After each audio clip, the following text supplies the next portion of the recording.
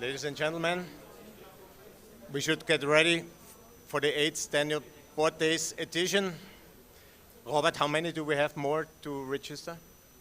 2 more. So 2 more people. Please, let's use this time then first for closing down our mobile phones. Put it please on mute so that we can enjoy a session without interruptions. We're clear? Good. Ladies and gentlemen, very warm welcome to the 8th Danube Ports Days here in Constanta, here being with us in this beautiful location, and for our guests who are participating also online. It's incredible, but we have almost 160 registration for the next 2 days, 25 people online, and I'm the one who is moderating you, who tries to moderate for the next 1.5 days through the program. First, housekeeping rules. I will ask, please, because we have a live streaming, to come up here at the lectern. So for all the speakers today, the lectern is the place where we have to be. Camera is focusing on us, and then practically we should not move around because otherwise our online guests cannot see it. For the online guests, we have a live streaming on YouTube. So that means that the online guests may address their questions and their comments in the comments section of YouTube. Robert Raphael, my colleague from Pro Danube International, is monitoring the comment section and will then read out the messages which you have to us or the question you address. Here in the location here, we kindly ask you, if you have questions to some of the presentations, raise your hand, please.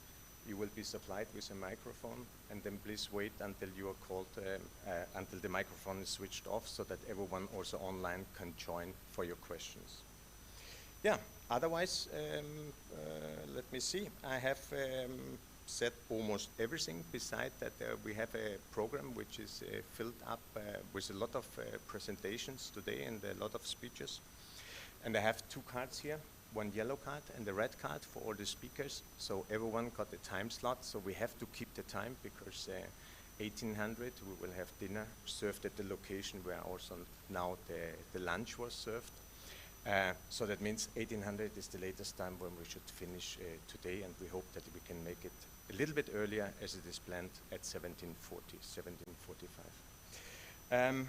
Yeah, so when you see, for the speakers, when you see the yellow card, it means you have around 2 to 3 minutes left for speaking. When you see the red card, it means please finish up, 1 minute to go. Otherwise, I have to interrupt and finish your speech by just saying something, and I'm not good in just saying something. Then I have written actually, I had a speech written which life sometimes takes a different turn. As you can see, I have it not so easy to stand here because life turned a little bit dramatic on Saturday last week, last weekend, and I made a wrong movement at home. And I got paralyzed. I had to go to the hospital and had to stay the whole day in the hospital. Diagnosis, intervertebral disc problem. So that means somebody who has disc problems at the L6, L7 knows it's very painful. Then, some hours later, the doctor came to me and the doctor said, listen, old man. Yes. Yeah, direction to this. He said, listen, I mean, sometimes in the old days, 20, 30 years ago, we recommended people with such an acute problem which you have to completely stay still and do nothing. You just stay in bed and until the pain is gone, and then you continue to do something again. Nowadays, we know it much better, he said to me. Nowadays, we know that when you are in troubles, when you have problems, you have to move on. You have to make small steps. Even the smallest step is better than making no step. And that was so beautiful said from the doctor in a painful situation. that I was calling up my colleagues, Robert and Emmanuel, and I said, I'm coming to Constanza to just tell you this message, because sometimes I think, oh, now the sign is for me, 1 minute left. Oh my God. So I'm very sorry. So sometimes life turns like this, and it is also with our industry sometimes like this, that we feel like we are paralyzed, that something doesn't go on. Sometimes it's very difficult. I think the message I have today here is, this is what we organize from Pro Danube International for you here for the last 8 years, and we had it last year in Budapest, the year before in Vienna. I think this is something which we should remember as the small steps which we do in our industry. Sometimes there are big steps in it, and sometimes there are small steps. Big steps like the Fairway 2 project, which we will hear today at the end of the day, and sometimes there's big steps, and sometimes there's only small steps. But at least we are bringing together here the projects, together with the interesting parties, in order for you to pick up these innovations, in order for you to pick up these things which are done with taxpayers' money at the end, and to take the best out of you. So please, within this 1.5 days, interfere with the different projects, ask into it, take whatever you think is the best for you, take whatever you think you can use for your company or for your business, what you have, and integrate it there. Yeah, and with that, I'm now over my 1 minute, so I would like to open now officially the 8th Danube Port Days, and which is again embedded in the Green Inland Ports study, and teamed up with the project SYNERGETICS and with the project Pioneers. Additionally, we will hear today a lot about 2 new projects which are on our visibility line, which we have, the Sundance and the Formas project, and then we will finish with the Fairway 2 project at the end of the day. This is the program for today. Tomorrow morning we start sharp at 900, and then we are practically taking care about the technologies, the challenges and the enablers which we have there, and then thereafter for logistics and the logistics, the lessons we have learned and the opportunities we have in front of us. Some of you could already join today the port tour, and Mr. Viorel Banait is not here. I don't see him here, but we would like to say Convex and Maritime Ports Business Association for sponsoring the port tour, which was arranged. You saw Canopus, you saw Convex, you saw TP World. And with that, I look forward to our welcome speech now from our host, which is the Maritime Ports Administration, which we would like to thank very, very much for the last weeks and months where we arranged for this conference. And I'm calling up to the lectern Mrs. Christina Resea, Deputy State Secretary of the Ministry and the Port Community Department, the head of the Port Community Department. Please, Mrs. Resea.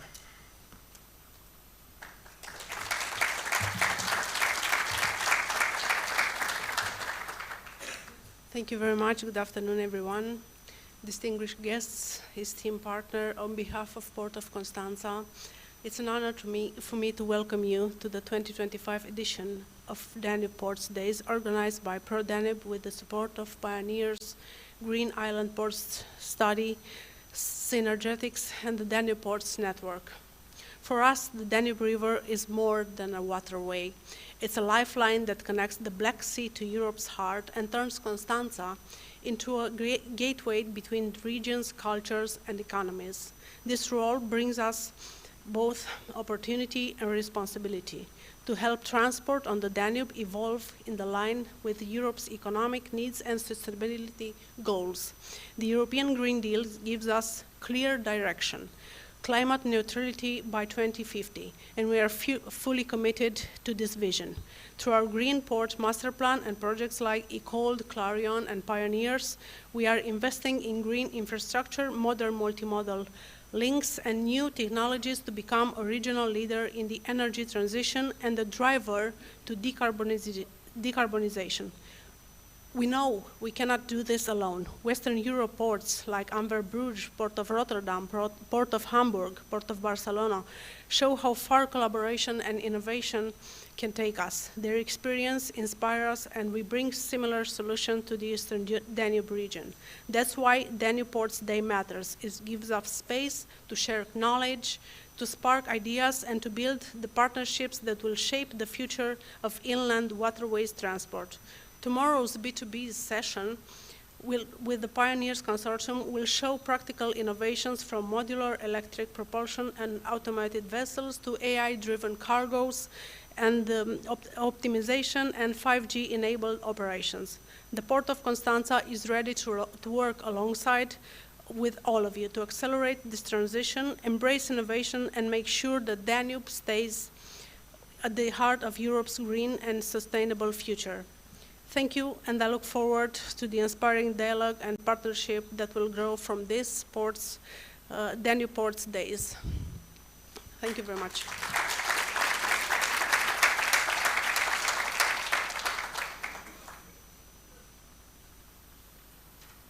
Thank you very much for your opening speech, and thank you one more time for this enormous support which we got for you for making an event like this possible from the organization side and also from the hosting side. Thank you very much on behalf of everyone here. Thank you. Now it is time for us to move ahead to the European Commission.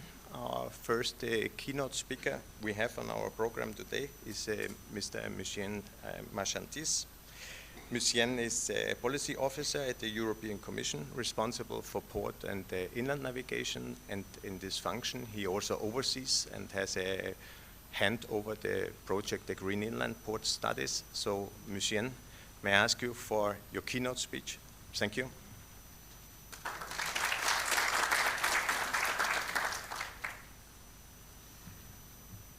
Dear ladies and gentlemen, esteemed colleagues, I'm very happy to be here with you today to discuss the future perspective for inland navigation in Europe. But first of all, I also want to thank the organizer, Pro Danube, the Port of Constanta, of course, but also all the project that supports the organization. The event today is on two main topics, green technology, but also innovation, and this really reflects what we want to achieve on the European level. So this also allowed me to briefly introduce our policy framework at the EU level, and I will also share with you some of the relevant initiatives that we are currently undertaking. As it was already mentioned, our policy framework is based on the Green Deal, which identify inland waterway transport as one of the cleanest transport modes. And as a follow-up, the Commission adopted a NIADES action plan. This action plan is covering the initiative for inland waterway transport in Europe until 2027. And we have set two core objectives, shifting more freight to the inland waterways and setting the sector on the path to zero emission. This is to be underpinned by a shift towards further digitalization, which is very important. This vision is really intending to strengthen the competitiveness of our transport system, but also to increase the environmental performance of our ports and inland waterways.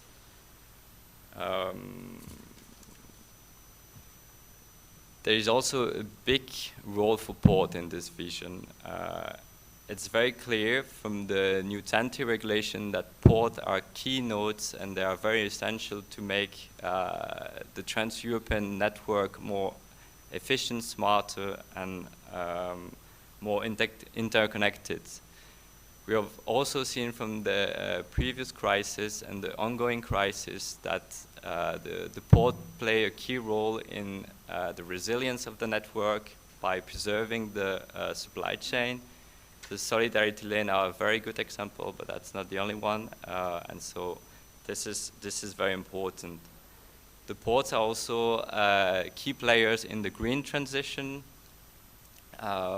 In the Green Deal, it's clear that the ports are part of this transition effort, and they can do it at least in two manners. They can help in providing vessels cleaner energy, but also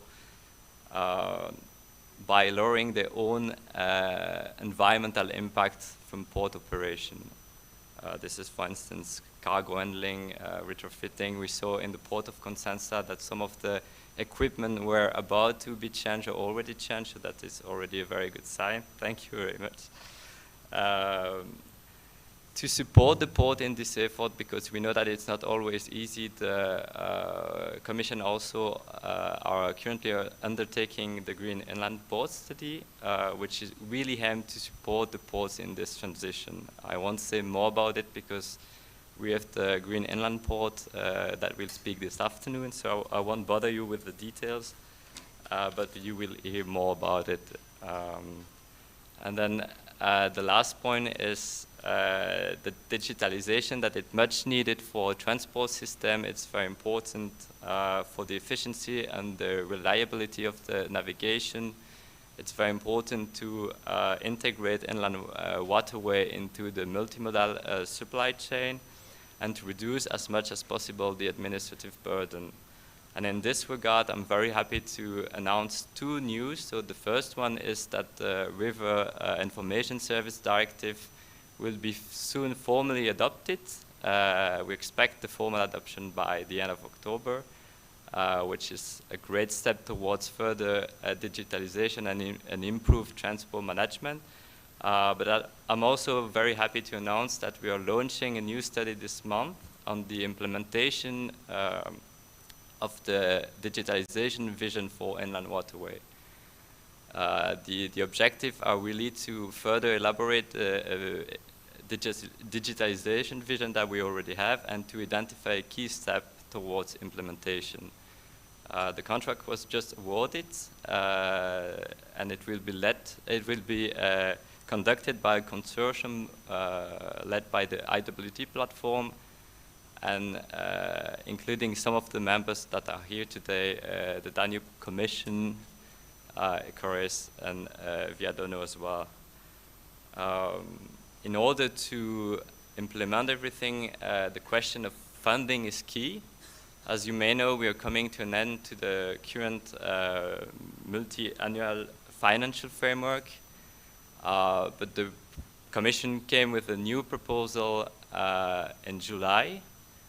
The proposal for transport is quite ambitious, so on the side of DG Move we are quite happy with it. We propose to double the Connecting Europe Facility program with a key focus on the cross-border projects and military mobility. Please keep in mind that this is only the beginning of the process, because the proposal has to go through the Council and the European Parliament. But I can only encourage you to reach out with your member state and support this ambitious proposal for transport. On these notes,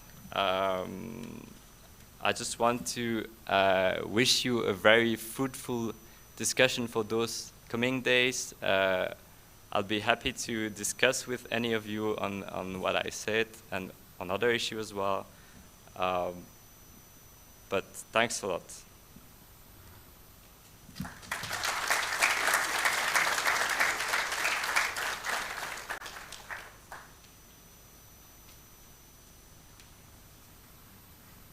Takes me some time to come here. Monsieur, thank you very much for your speech. Thank you very much for the insights, and thank you very much on the new initiatives which the EC launches. If I may give one small comment about this, when the digitalization study is launched now, as Pro Danube International, you know, we are representing the industry, so it would be always good to involve not only the authorities, but also to listen to the industry, because also the industry is a part of the digitalization. And I think it is very important also to understand on European level that when we work together, we can achieve and not double work the different things, the different opportunities we have when we could combine it into one. So that is a small side note from my side, which I may ask you to take with you back home and say thank you very much for your opening keynote speech. Now, ladies and gentlemen, it's time to move on to national perspectives, and here we got the next key note speech from somebody who follows the inland waterways since many, many years, and I well may say her heart is most probably within our community, within the inland waterway community. Ladies and gentlemen, welcome with me Monica Patricchi from the Ministry of Transport and Infrastructure of Romania. Monica.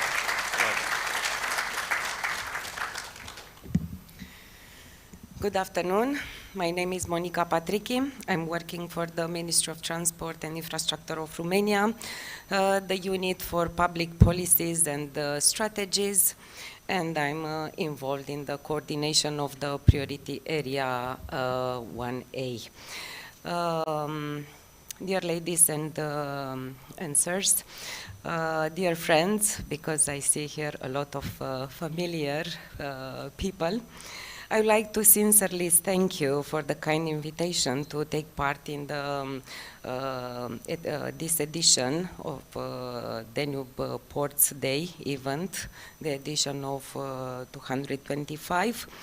And I think this initiative originally was launched under the transnational project DAPHNE, Danube Ports Network, which was implemented between 2017-2019.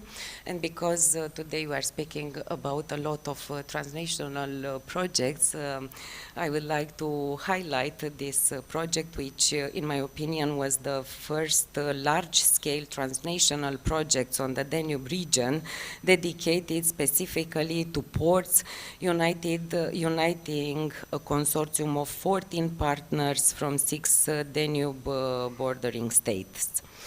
The EU strategy for the Danube region, launched in 2011, encompasses 12 priority areas covering key domains such as transport, connectivity, energy, culture and tourism, environment, competitiveness, human capital and skills, and security.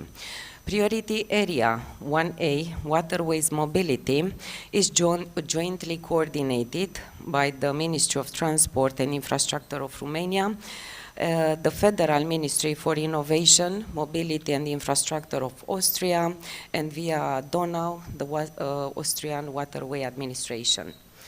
As coordinators of Priority Area 1A, we convene meetings of the steering group, which includes representatives from all 14 countries alongside the Danubes and observers such the Danube Commission and Pro Danube International. With the support of the steering group and in cooperation with Priority Area 11, security, we developed the practical manual on border controls along the Danube and its tributaries. This manual provides comprehensive information on ship control procedures, the location of control points, the contact details and opening hours of all relevant authorities, as well as the required control forms. The updated, the 5th edition of this manual was published on the PA1A website in April 2025. Also, with the assistance of the steering group, the Priority Area 1A elaborated the master plan for the rehabilitation and maintenance of the fairway on the Danube and its navigable tributaries. This document forms the basis for monitoring the activities carried out by the Waterway Administration to ensure navigability. Every two years, the transport ministers of the EU/SEDER countries convene to sign a political declaration reaffirming their responsibility to maintain navigation conditions. These declarations also address additional aspects of Danube navigation, including port-related matters. The declaration signed in 2024 emphasized that inland ports are vital components of the EU transport backbone along the Danube, functioning as major logistics and transport hubs within the supply chain and significantly contributing to the socio-economic development of the respective regions. In this context, EU Danube member states are encouraged to advance the transformation of inland ports into zero-emission nodes to strengthen their role as multimodal hubs and to foster innovative climate-resilient infrastructure solutions. These topics will be further explored through project presentation and discussions during the 2 days of the Danube Ports event that we are attending. What I would like to say that the next declaration will be prepared of the Ministers of Transport will be prepared in the near future and will be signed in 2026. As priority area coordinators, we also closely monitor the EU policy framework. EU regulation, the TEN-T regulation, the regulation 2024-1679, is the central document outlining the conditions that Danube region ports must meet. It emphasizes improved road and rail connections to ports, enhanced environmental performance of ships while in port, and the provision of infrastructure for alternative fuels.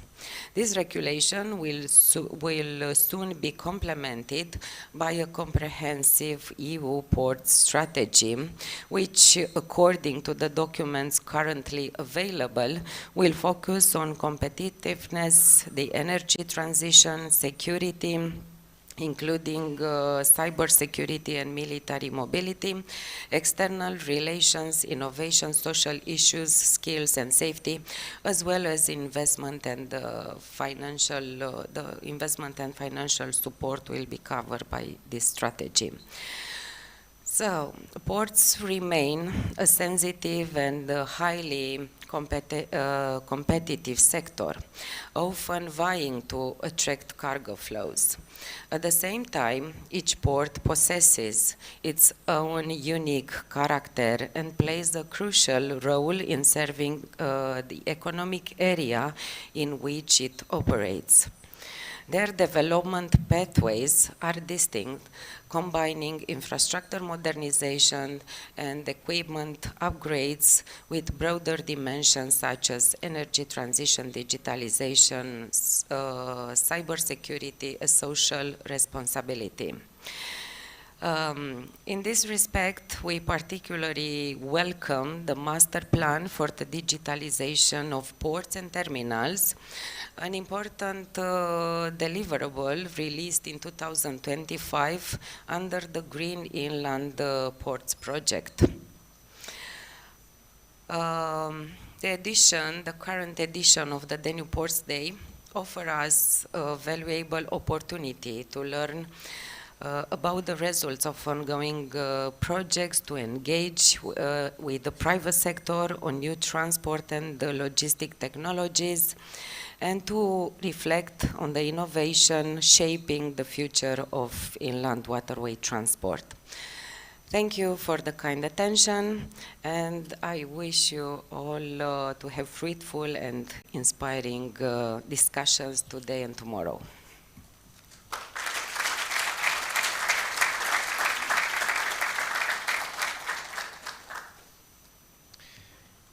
Just a small side mark.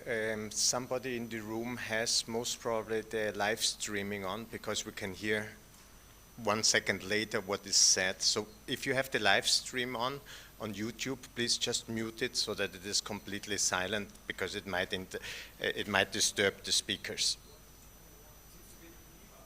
Is that the one? I think Beamer has an audio. Then it might be the Beamer. Emmanuel, could you take care about that? That it is muted. Thank you.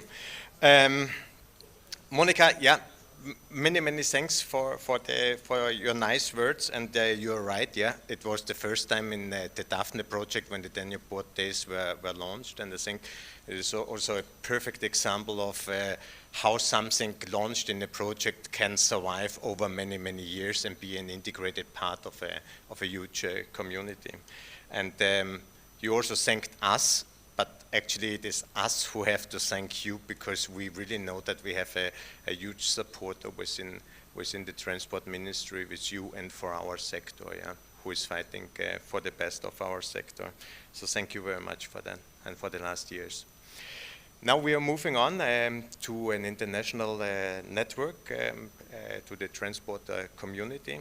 It is an international organization, and for the first time here at the Danube Ports Days, which is working in the field of mobility and transport. It has as members 36 countries and is working on integrating the Western Balkans into the transport network of the EU. Please welcome with me Mr. Matej Sakonček from the transport community, who is head of the permanent secretariat and worked also for many years inside the European Commission. So welcome, Mr. Sakonček.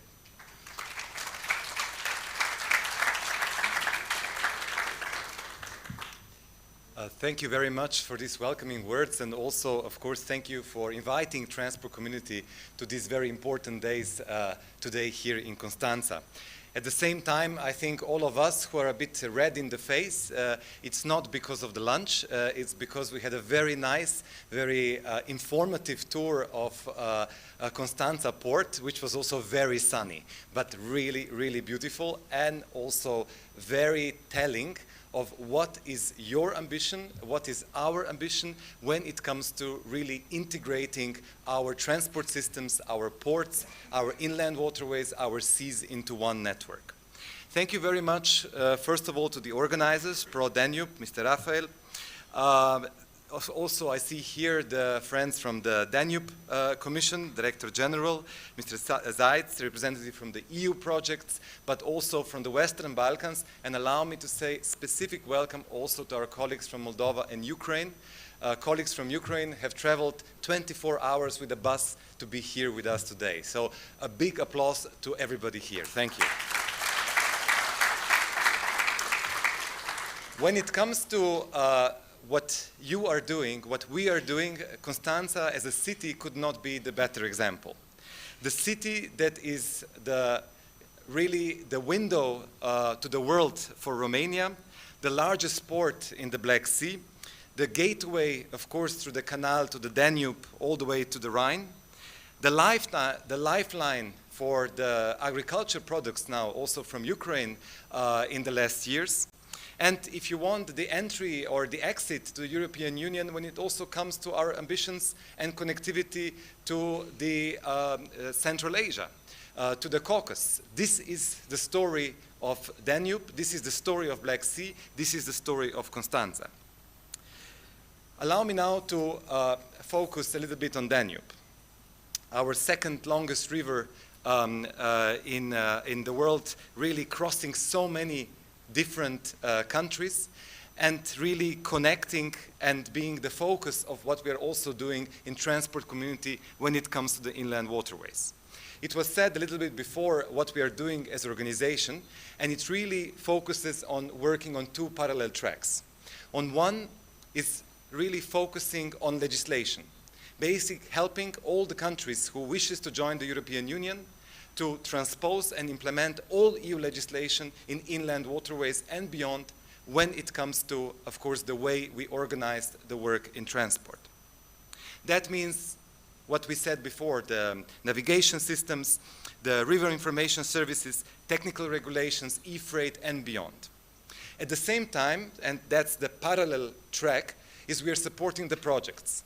The projects which are from demining, for example, the Sava River in Bosnia-Herzegovina, to removing the vessels in Danube from the Second World War, to, of course, modernization of the ports. I think the projects and the policies need to happen at the same time. If we have only the reforms, the policy reforms without the projects, they are useless. If we have only the projects, but they are not supported with the reforms, they're not sustainable. And that's why those two need to happen hand in hand. Allow me now to go back to where I started a little bit on where we are in the transport community. We are helping all the countries that are members, but specifically, of course, the Western Balkans and now also Ukraine, Georgia, and Moldova to really integrate their transport systems, their inland waterways into the European Union system. We are providing the technical assistance on one hand, studies and very practical trainings. One of them happened today in the morning with the colleagues from Ukraine and Moldova, where we were discussing the river information services. But there is, of course, always more work to be done. In the end, coming back to Constanța, the example really of our ambition. Modern, increasingly green, digital, multimodal system, connecting the sea with rivers, connecting the rivers with rails, with roads, in one big European and global supply chain. But in the end, it's actually, these are the cranes, the ships, the trains, the barges, they are not the ones that are moving the transport. There are people who work in transport. The people who work on our barges, in our ports, and the people like you who make sure that all this come together. And allow me to thank you, and specifically, all of you who are working on a daily basis to make this a reality, to make our transport to move together. That when also the disaster strikes, when there's a natural disasters, when there are human-made disasters, the war in Ukraine, people come together and make sure that we can actually move as one for our European transport, for our European society. Thank you very much for being part of this story and for coming today and every year, I think this is the 9th or 10th time, to make this happen. Thank you very much, and I wish you a very successful Danube Port Days. Thank you.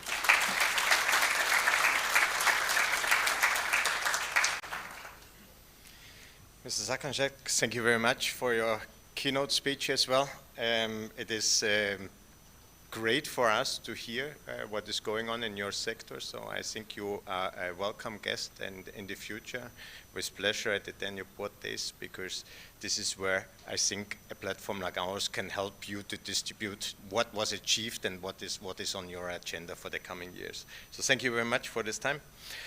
Ladies and gentlemen, we are moving ahead to our project presentations.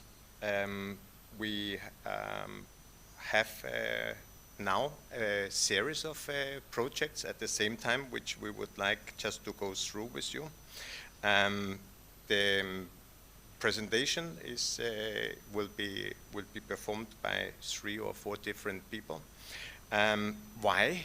Because sometimes it is the good in the project that the project finds another project and joins us up with each other.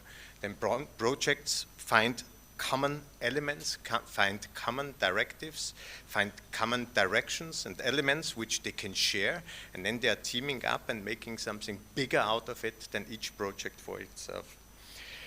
So it is practically a perfect liaison in between the different possibilities projects are bringing with when you have a platform like this one here where you can share and then projects are finding to each other.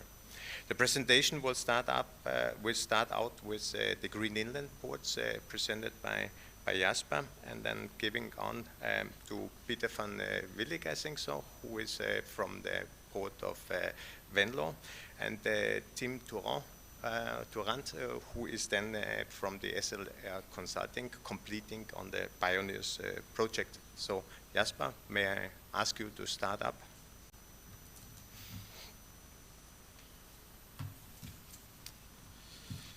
Yes, thank you, Herfried. Let's see if the... Oh.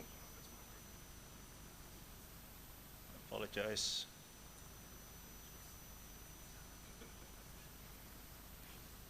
Can we go to mine?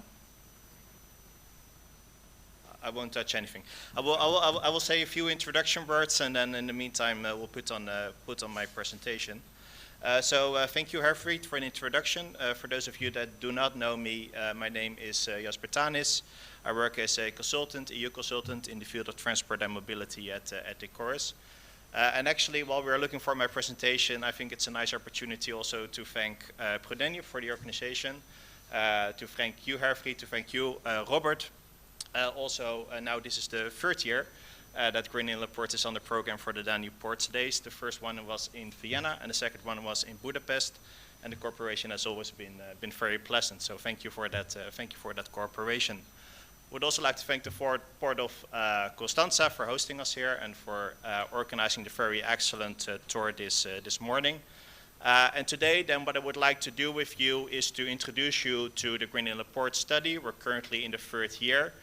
So what I would like to introduce you the results from the first 2 years of the project, and then also introduce you to what we are currently doing. Currently, we are developing and testing environmental and sustainable management systems, or an environmental management quality standard with inland ports across Europe, which I will from now on abbreviate to ESMS. So when I say ESMS, I'm talking about this environmental and sustainable management system that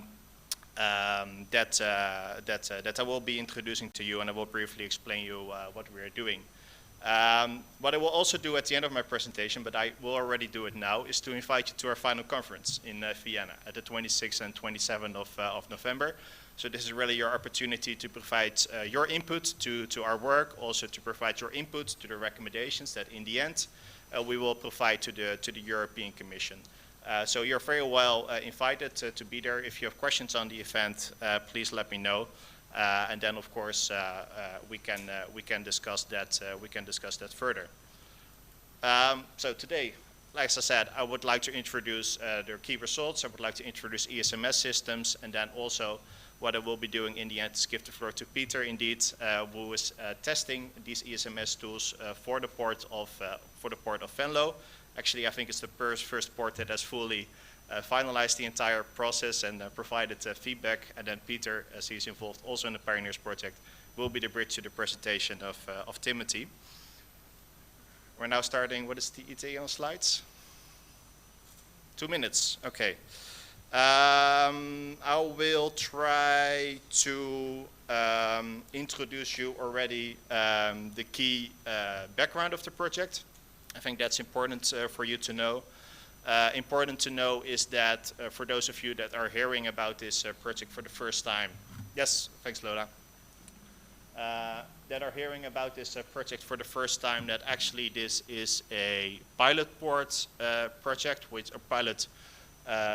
project study, which was proposed by the European Parliament. It's also an action, as Mushan already introduced, from the NEADIS 3 2021-2027 action program. The Commission decided to launch a study, and that study is currently implemented by a consortium of Organised, CEDELFT, Pantaya, Pro Danube, Erasmus University, Blanco, and EICB.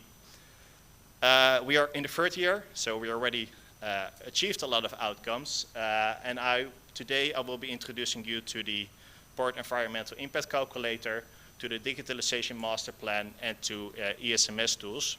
I definitely do invite you to visit our website, as a lot more results, which we will be discussing at the final conference.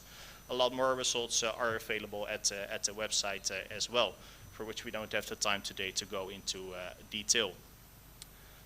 We also analyzed a lot of good practice examples. Again, I do advise you to visit the website and to have a look at them. We did a lot of stakeholder consultation and a lot of outreach. I think the slides will be shared with you afterwards, and then you can also consult these hyperlinks for more information. I would like to specifically mention the event we had last year, so the Danube Ports Days that was organized in Budapest at the premises of the Danube Commission, as this was really a very good event to collect feedback from Danube stakeholders. Especially then, we were at the starting phase of developing a lot of tools, and we really received a lot of valuable input that we have incorporated into the development of these tools. Hence, we're currently developing ESMS tools, as I already said. And what is for us the starting point?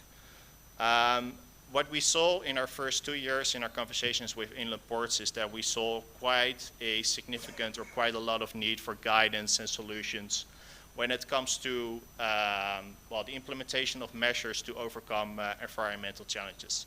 For this we see 3 key reasons, or the reasons for that can be categorized into 3 categories, which is relevance. So inland ports recognize the key role that they have when it comes to promoting multimodal transport, but also in terms of promoting the energy transition or playing an enabling role in the energy transition. The second reason is cooperation. As inland ports are part of a broader network, of course, if you implement a solution, your neighbor or somebody else in the network needs to implement at least a compatible solution. Otherwise, you're only adding additional cost to the network and additional cost to the system rather than decreasing them. A third factor is legislation. This was last 2 years very relevant, as a lot of inland ports, actually a lot of people in the transport sector were dealing, of course, with the upcoming requirements in relation to CSRD. Obviously, with the omnibus package, this argument has gone a little bit further to the background, but it's still a relevant argument, and it's still something that we hear a lot when it comes to what are the reasons, on which areas do you actually need guidance. Now, there are already quite some standards. However, not a lot of these standards are used by inland ports. For this, 2 reasons. The first one is stakeholder engagement. As an inland port, you need to work with your clients, you need to work with your stakeholders in order to collect the data, in order to actually establish a benchmark, and in order to actively implement measures that are going to help towards your green objectives. And the second one is financial and human resources, as a lot of inland ports are significantly smaller in size than, let's say, larger seaports, and therefore also have fewer resources available, and hence a prioritization needs to be made. So with the ESMS tools that the team is developing, we try to answer this. And we have 2 pillars. 3 steps, quite a simple and straightforward process. So we go first to the diagnosis phase, then we try to understand the possible directions, the next steps, implementation of measures, and that sends you back to the benchmark in the diagnosis phase. There are 2 self-assessment tools which rank you, and on the basis of that you receive targeted measures and guidelines. And there's a port environmental impact calculator, which in a second I will introduce in more detail. There are multiple benefits from the application of these tools. A lot of these benefits I mentioned already, such as the establishment of a benchmark to understand where you stand, to receive targeted measures and solutions for the implementation of measures.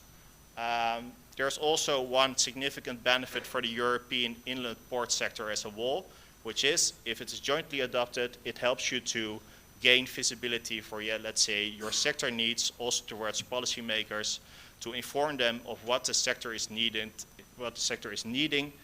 in order to play their role as sustainable hubs and in order to play their role when it comes to the energy transition. Now I would like to introduce 2 tools very briefly in more detail. The first tool is the Port Environmental Impact Calculator, which is going to be online on the project website soon. And actually what happened when we started this project, we were tasked to identify environmental impact from inland ports. So we went to the inland ports, and the inland ports were saying to us, okay, we are happy to help you, however, we don't have the data, because the data is with our clients and the data is with our stakeholders. That's why we decided, under the lead of CE Delft, who was leading this activity, we decided to reverse the process, and we decided to introduce a port environmental impact calculator, where we start from the activities. We identify the energy consumption, we apply default values, and of course if we have real values we will change the default values with those real values, and from that we calculate the environmental impact. This port environmental impact calculator has been over the last year been tested with several ports, both in the Danube and in the Rhine region. And we're currently about to go live, approximately scheduled for this week, with the Port Environmental Impact Calculator for all of you to test it. And later on in Peter's presentation, you will see a couple of results from the calculator included as well. A second tool, very briefly, this was the work led by Pro Danube and the work led by Sasha, who's sitting there in the back, which is on the digitalization master plan and the digital maturity assessment tool. So this tool is already online on the website, and what it does, you can self-assess yourself. Based on that, you receive a score, and based on that, you can also receive from the digitalization master plan and from the digitalization guidelines targeted measures and solutions, digitalization measures that you can implement in order to improve your digital maturity level. Obviously, these should also be measures that also improve, let's say, your environmental performance hand in hand with your economic performance. So this is the digitalization master plan. This is information that you can find on the project website also, and a couple of the measures and solutions that are proposed by the digitalization master plan. I would then like to briefly discuss the applicability of these guidelines for ports on the Danube. And from everything that is listed on this slide, I would like to highlight, first of all, that these ESMS tools are tested also with ports on the Danube. So we're testing these tools with Vienna, we're testing these tools with Vukovar and Osijek, and with Constanța when it comes to the digitalization component. The second important thing that I would like to mention is the importance of stakeholder engagement. Because as a port alone, especially as a landlord port, you need to work with your stakeholders, you need to work with your terminal operators, you need to work with the barges, you need to work with the industry, you need to work basically with the people that you work with and the people that you work for. Therefore, we are currently not only testing these tools with the ports, but together with the ports, we are also testing these tools together with the stakeholders, particularly for Venlo and Delta Port.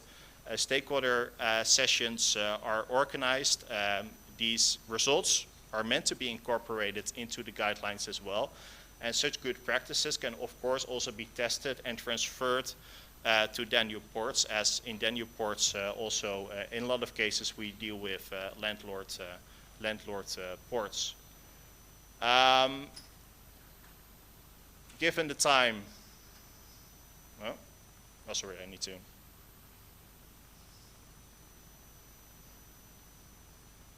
Can you click next slides, please? Oh, sorry, there we go. Given the time, I would then like to finalize by introducing you to the next steps. So what we're currently doing, like I said before, is the testing and the introduction, is the testing of ESMS tools together with ports. We have a number of workshops organized from which this is the start. So the Danube Ports Days is the start. We have a number of workshops organized with national associations as well. We, of course, are testing these tools also together with the stakeholders, for instance, with Delta Port, as I introduced before. And there will be a final conference in Vienna on the 26th and 27th of November. And you can actually already register yourself for this final conference in Vienna. The link is here included on the slides. You can also find it if you visit our website on Green Inlet Ports. And like I said before, this is really your opportunity to provide us with your input, as we will be having presentations on all components of the study. Today I was only able to provide you with a snapshot overview, but then we will have detailed presentations of all components of the study, where we will be introducing you what we did, and it's your chance to provide us with input also with regards to the recommendations in the end that will land in our final report for the European Commission. So very welcome, and we're looking forward hopefully to see you in Vienna. This is the banner. Then, if there's room, I would be happy to take one or two questions. Otherwise, if there are questions.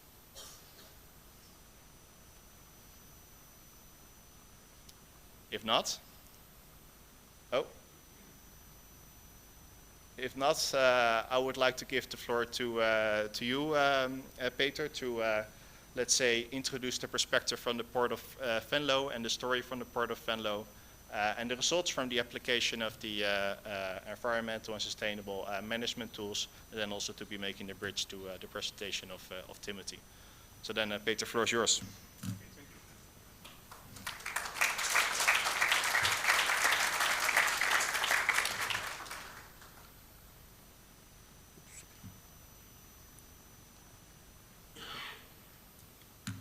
Thank you, Jasper, for the introduction, the invite and also the introduction, and also explaining the Green Inland Ports project.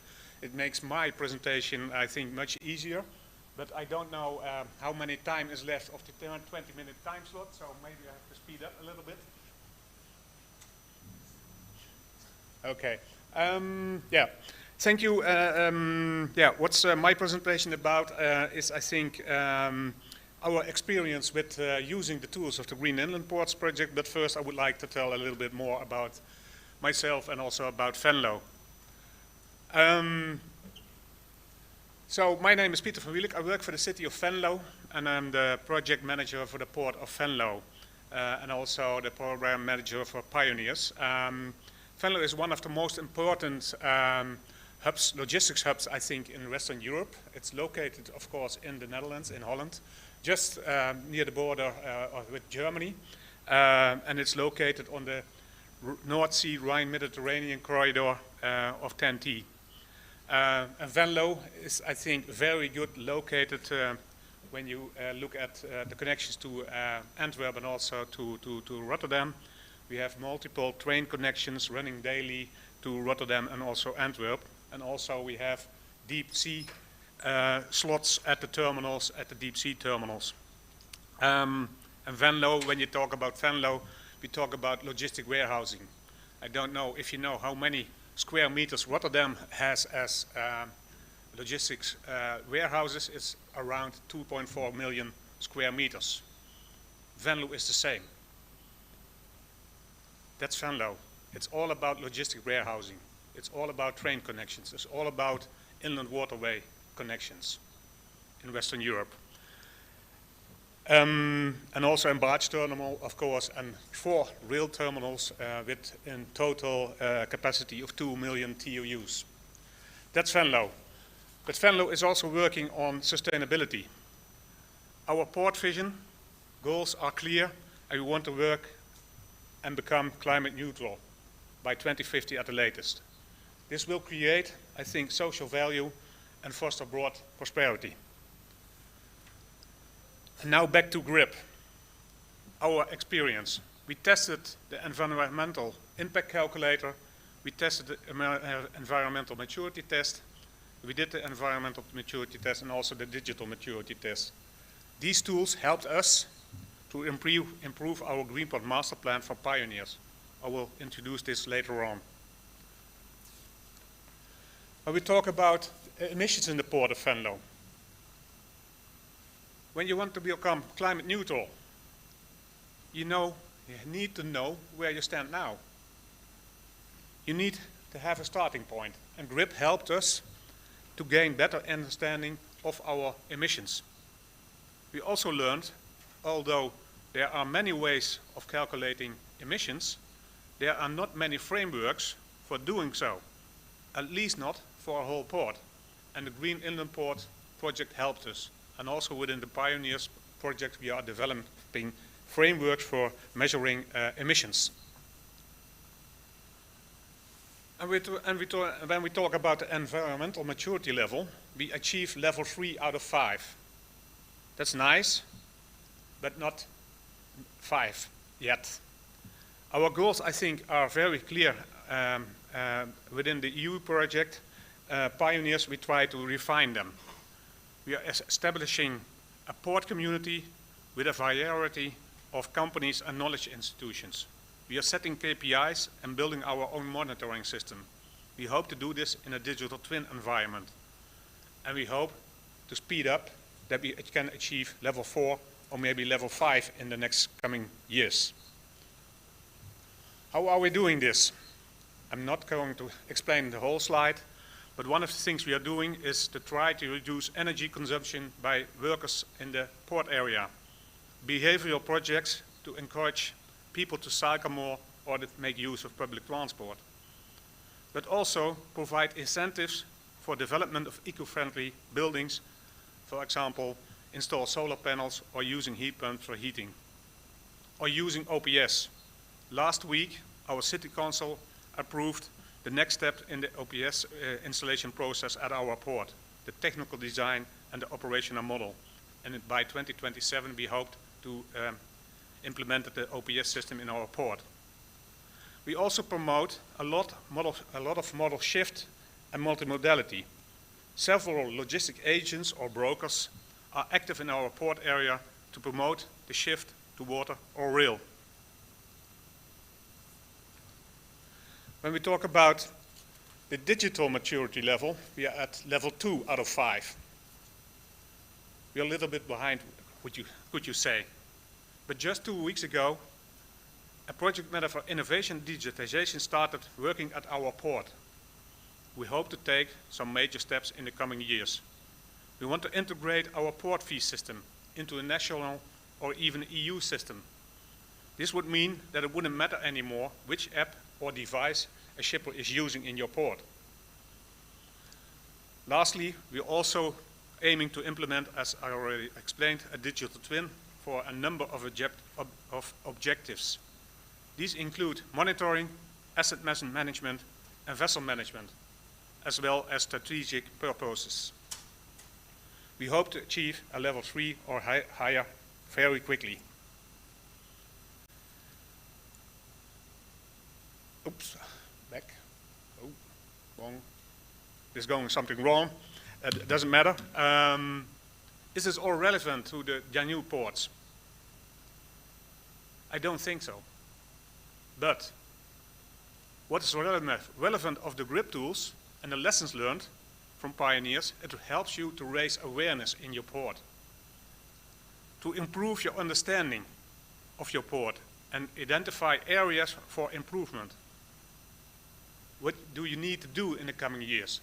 That is what the grip tools are doing for you.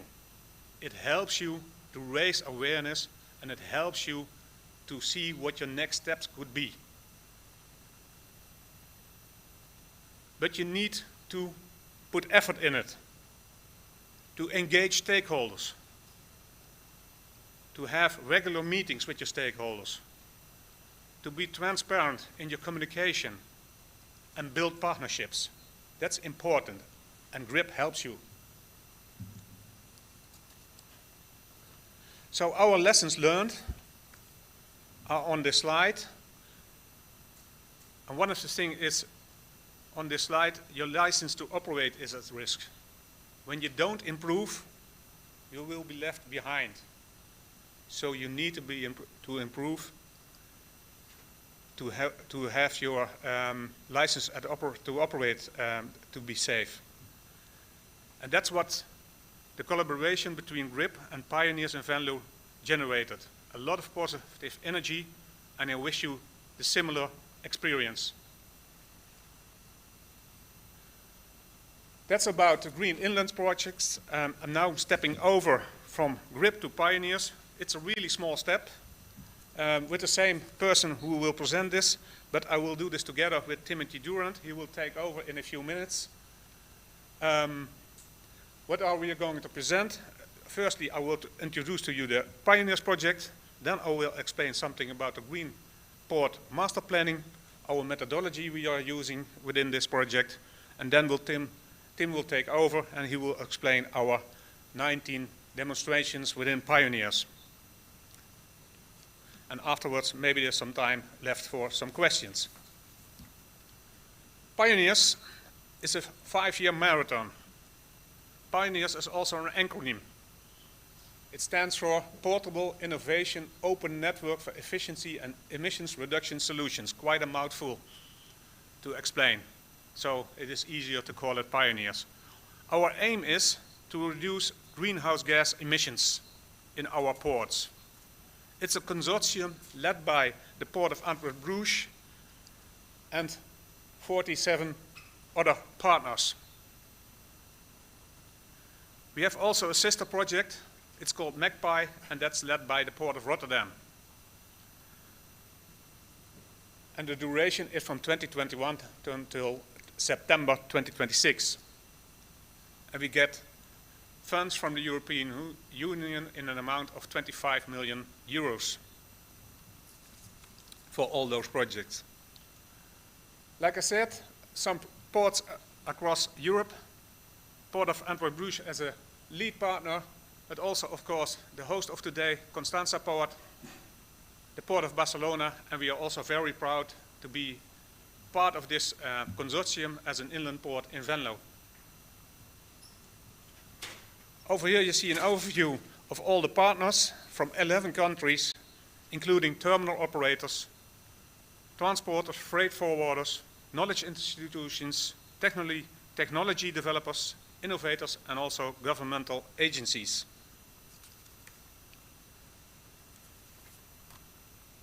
And now I have to click some slides. The Pioneers project is about developing a green port master plan for all the 4 ports. So each port has to develop a green port master plan. And out of this, we also provide a handbook. You could say how to do it yourself. How do you produce a green port master plan?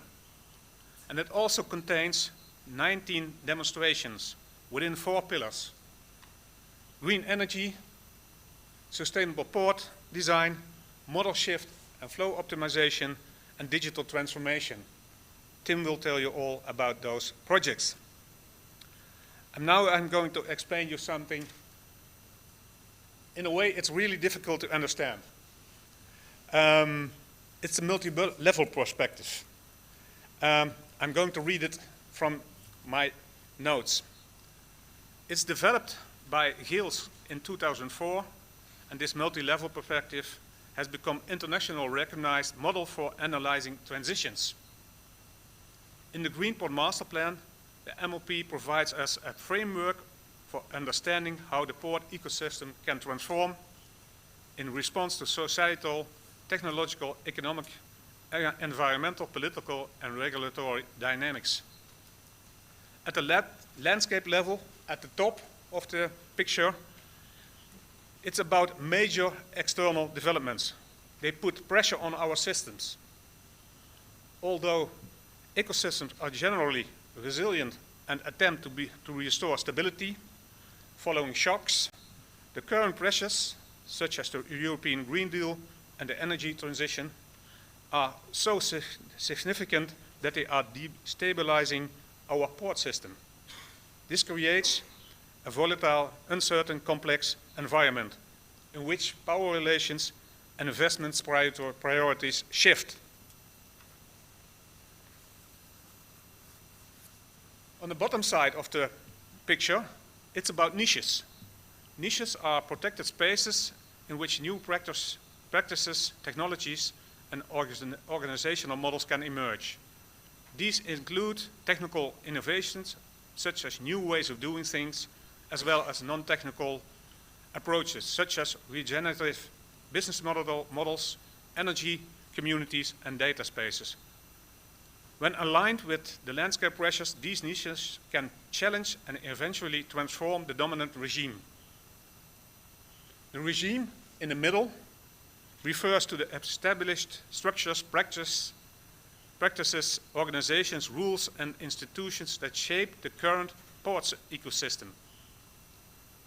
It represents in the baseline or a status quo, the way things we have done always before. Although regimes provide stability, they often resist change, which makes transformation challenging unless external pressures become overwhelming. In a sense, we use this model to analyze the state of shock that we find ourselves in nowadays due to the trade and war conflicts, as well as emerging niches that are knocking on the door. The question is how to cope with this and take steps towards the port of the future. This sounds, I think, theoretical, but once you use this model, it gives you peace of mind to get a better understanding of the world around your port. It really can help you. It sounds theoretical, but it helps you to improve your understanding of your port. That's from me. Tim, take over with the 19 demos, please.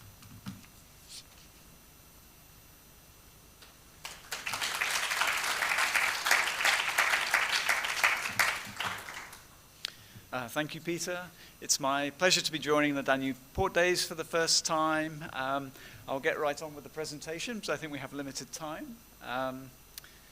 If it comes back, great. So in the Pioneers project, we have 19 different demonstrators across the different pillars that Peter mentioned. So we have demonstrators covering energy systems, modal shift to hinterland transport, sustainable modes of transport like inland waterways, and also digitalization in the port environment.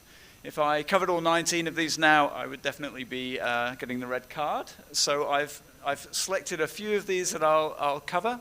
My role in the project is to explore the transferability of these demonstrations from one port to another. And in that regard, we're also interested to hear from port authorities, inland waterway authorities, and other stakeholders outside of the project. So please come forward to me if you're interested to hear more about any of these particular demos.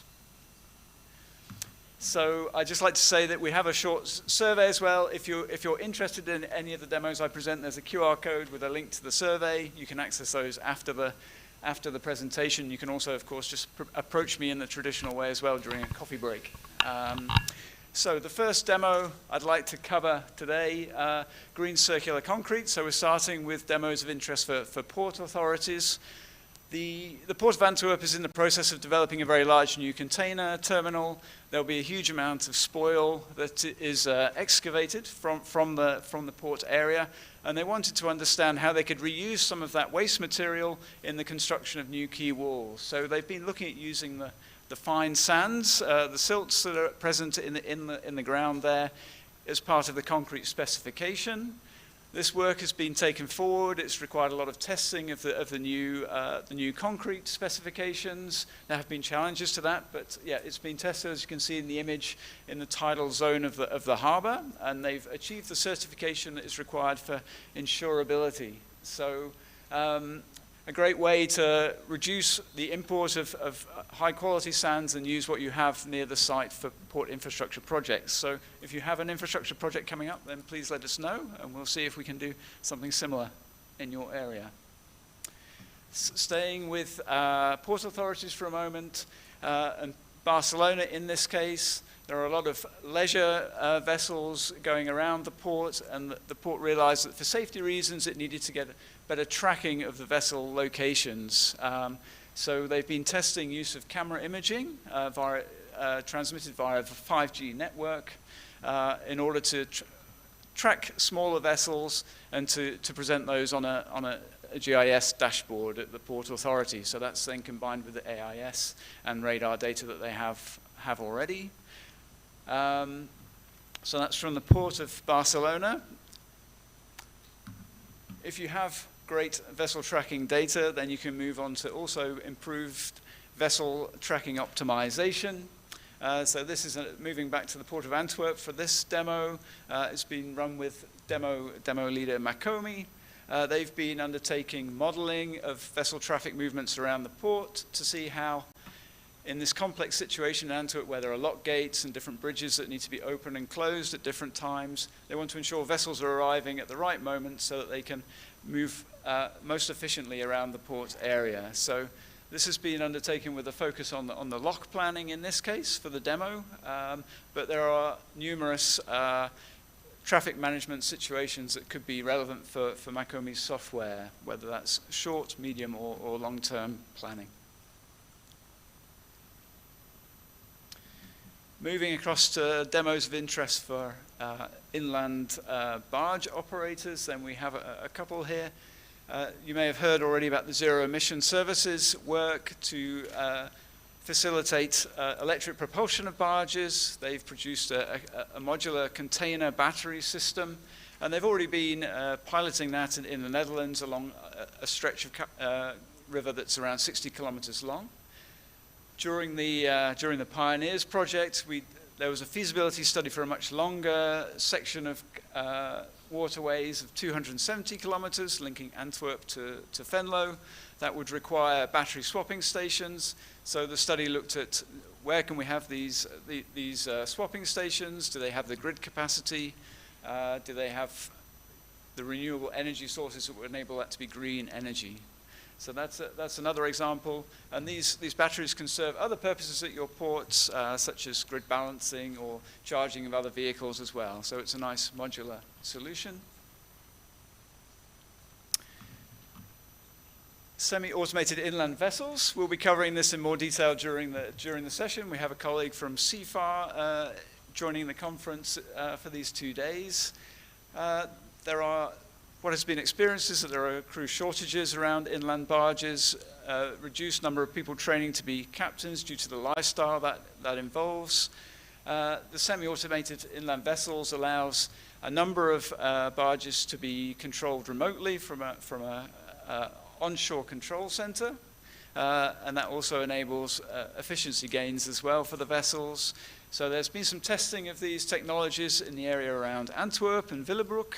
By CFAR, those have been successful tests, and so we've also looked at the business model for these innovations within the project, and these have shown that actually due to some savings on the funding of crew wages, as it were, then in fact the upfront investments in the barge technologies actually pays back within a reasonable time scale. So I'm going through these very quickly, but hopefully you're getting a grasp of all of the demos.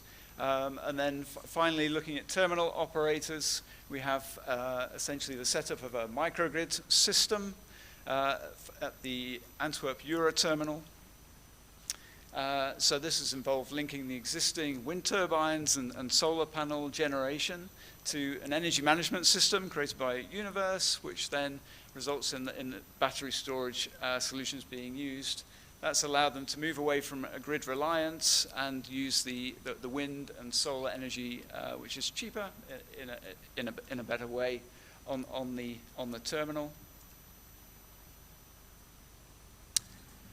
And finally, we have 3 different cargo handling equipment demos in the project. So we have green fueling or hydrogen fueling of a straddle carrier. It's actually a dual-fueled solution involving diesel and green hydrogen. We have electric terminal tractors, which were tested at Venlo, and also an automated container handling solution, the shuttle that you see in the bottom image there. We've been going out and discussing with different terminal operators whether they're looking towards hydrogen or electrification for their green powering of cargo handling equipment.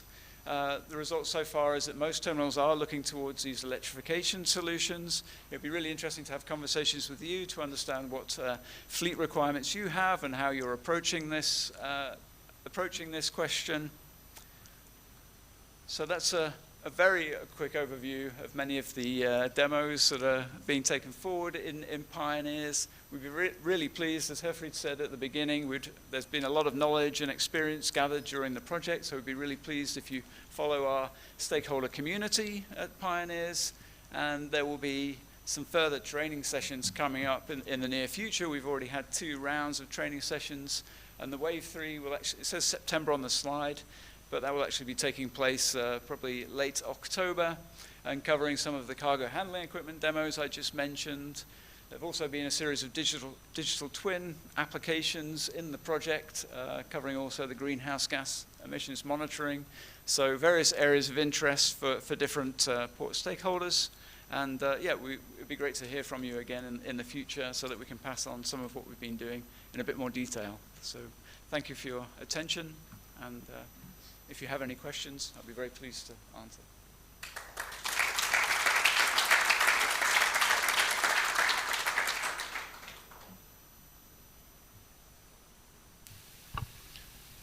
Can you hear me? Yes, you can hear me. There is a question from the online audience to Peter from Venlo. what is or what are the funding and financing sources for your investments, what you have shown on the slides?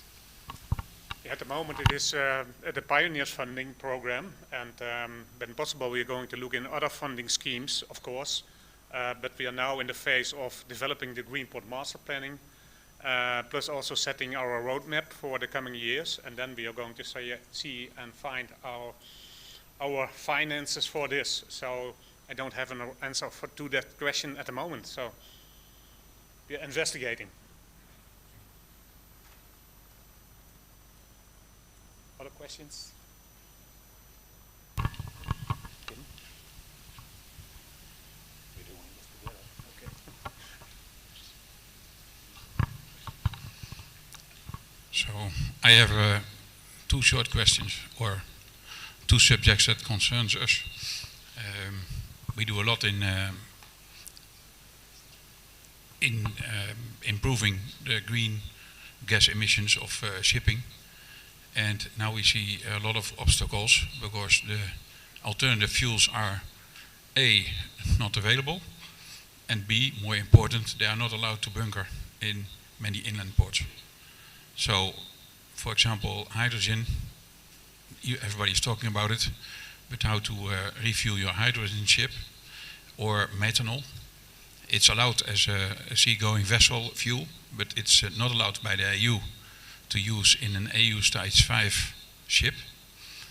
And then we are in the problem of bunkering, because there's no regulations, and if there's no regulations, the government says no, we don't do it.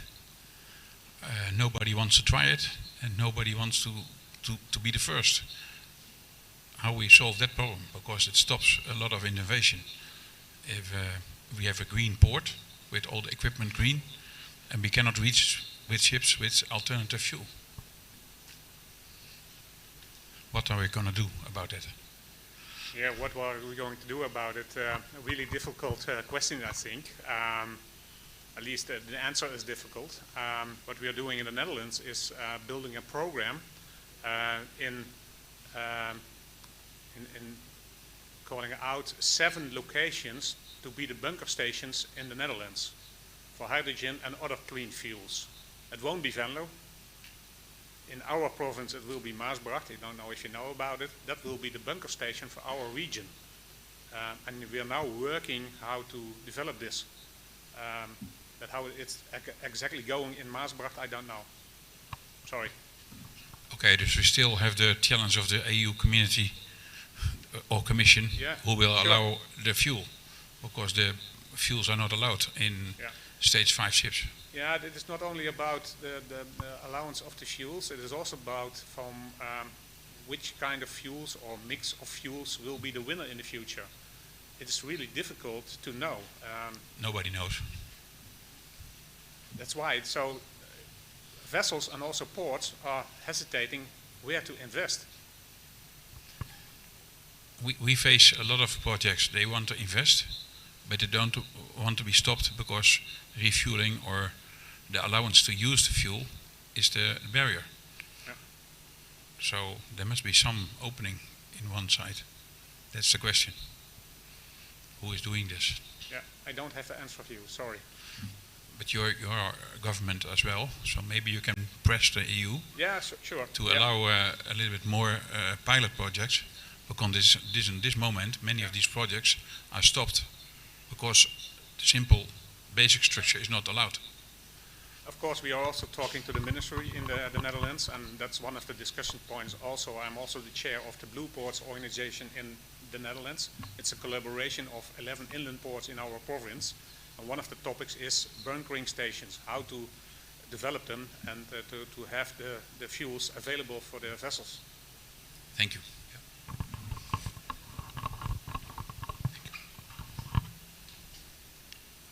Other questions?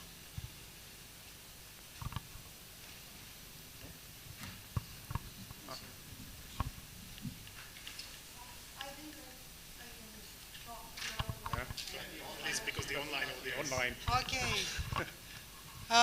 The question is how much the social pressure is driving you to a greener solution rather than legislation? Because I think this is what is missing in other countries. I mean, how much is coming from the people to go to the greener solution? Yeah, I will give you a personal answer. I don't look at legislation. It's in myself to become greener. And I'm working on it. And when we have to develop a Green Port Master Plan because we agreed to in an application to the European Union, it's not important for me. I want to make a Green Port Master Plan and to become more sustainable. This is what I wanted to point out. Okay.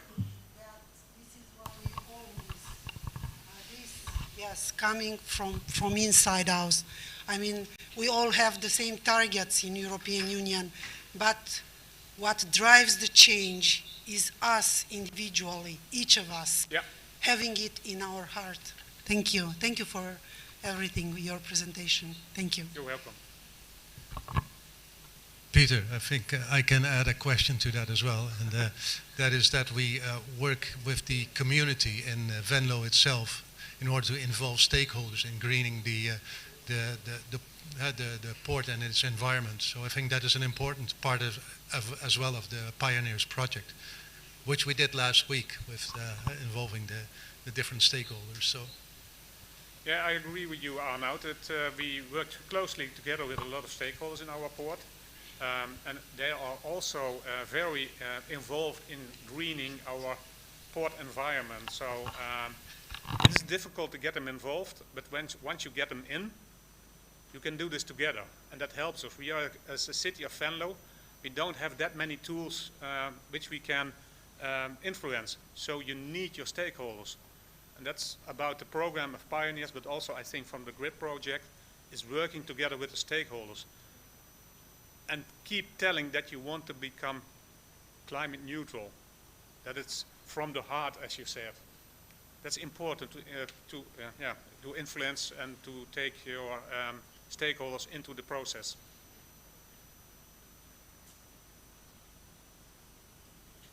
Yeah? Eloquent answers. No more questions? Thank you very much. Okay, you're welcome.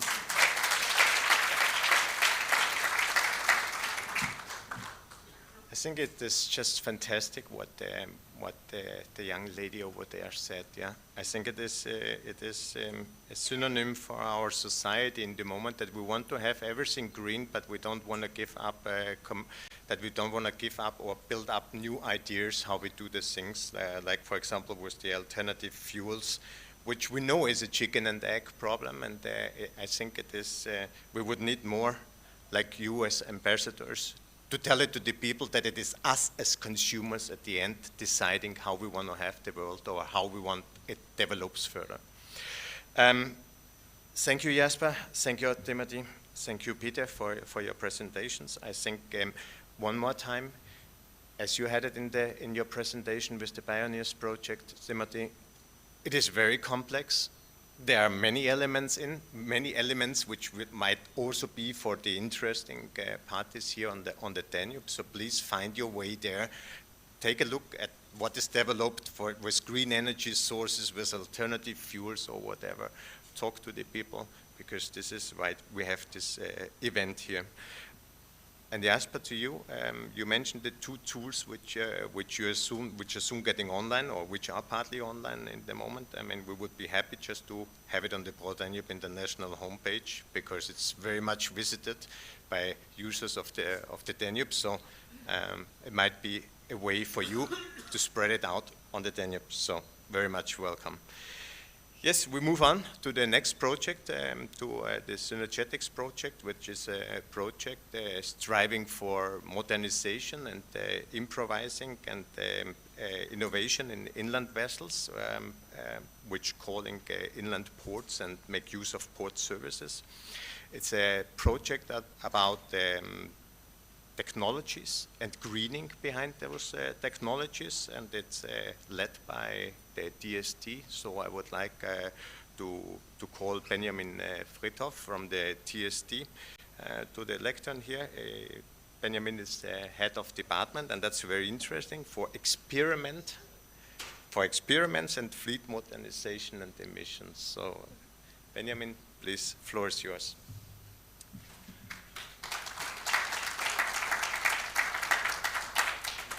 Thank you, Herfried. Good afternoon. As we all know, it's all about synergies, and accordingly, I'm happy to present our project, SYNERGETICS, Synergies for Green Transformation of Inland and Coastal Ships.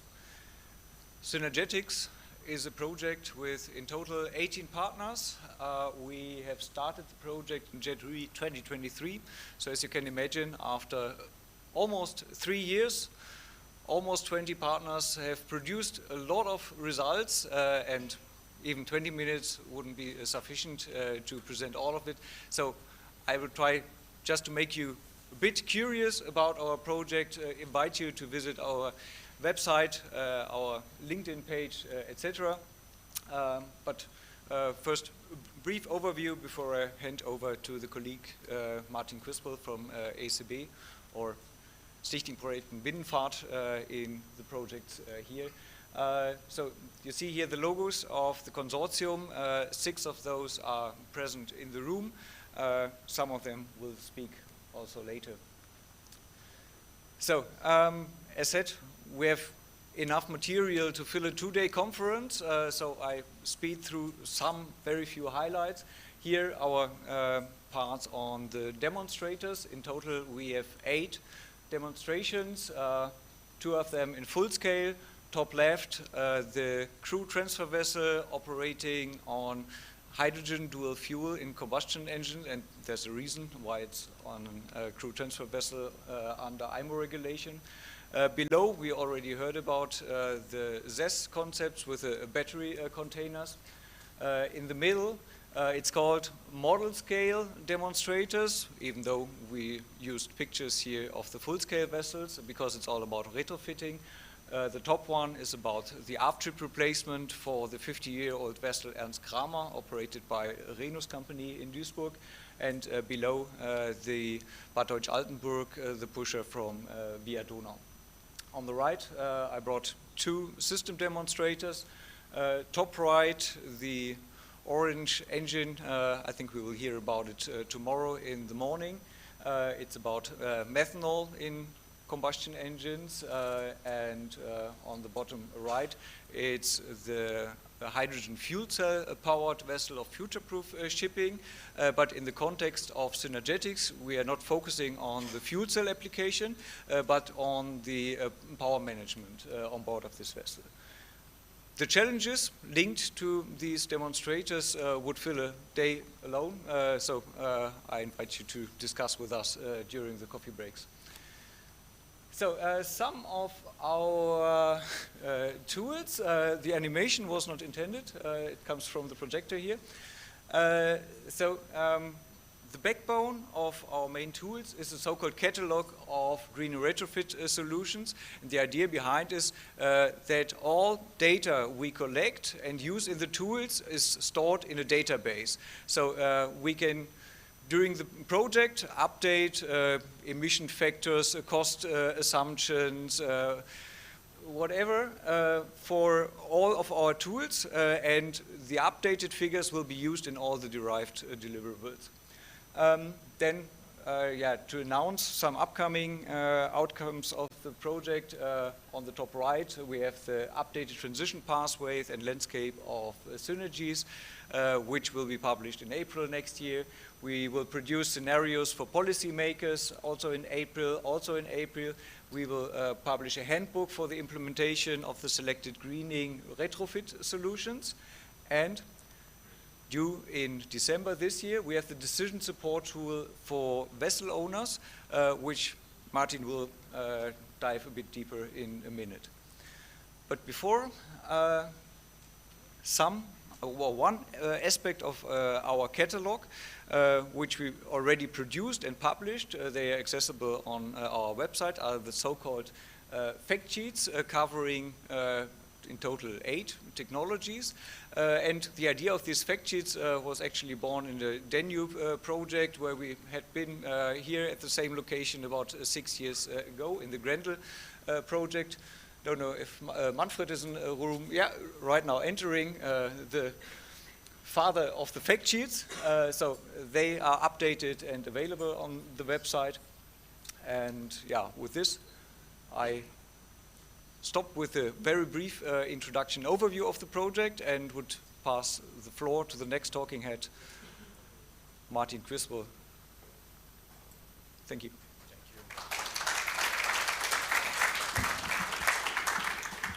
Thank you, Benjamin, for the introduction. And yeah, my name is Martin Quispel, working at SPB in Rotterdam in the Netherlands.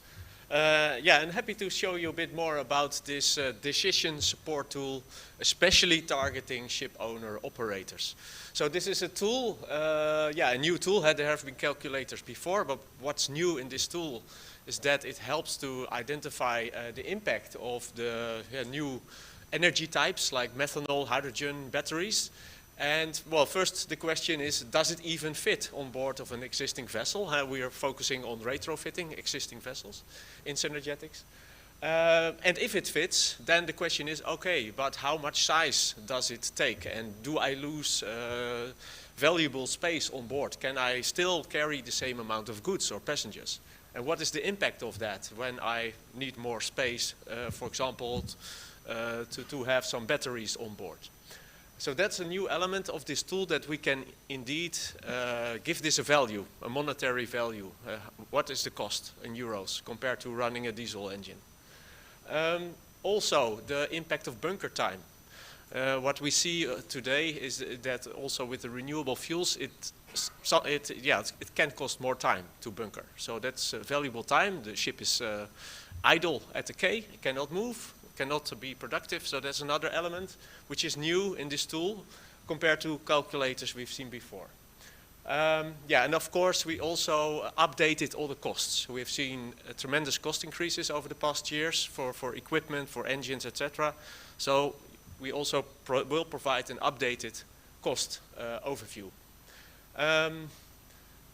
So we have so far inland vessel types in the model with default values from research studies, from pilots, etc.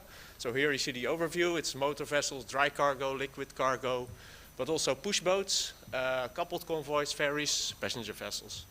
And later on we will add also coastal vessels, and we can maybe also expand the list of inland waterway vessels.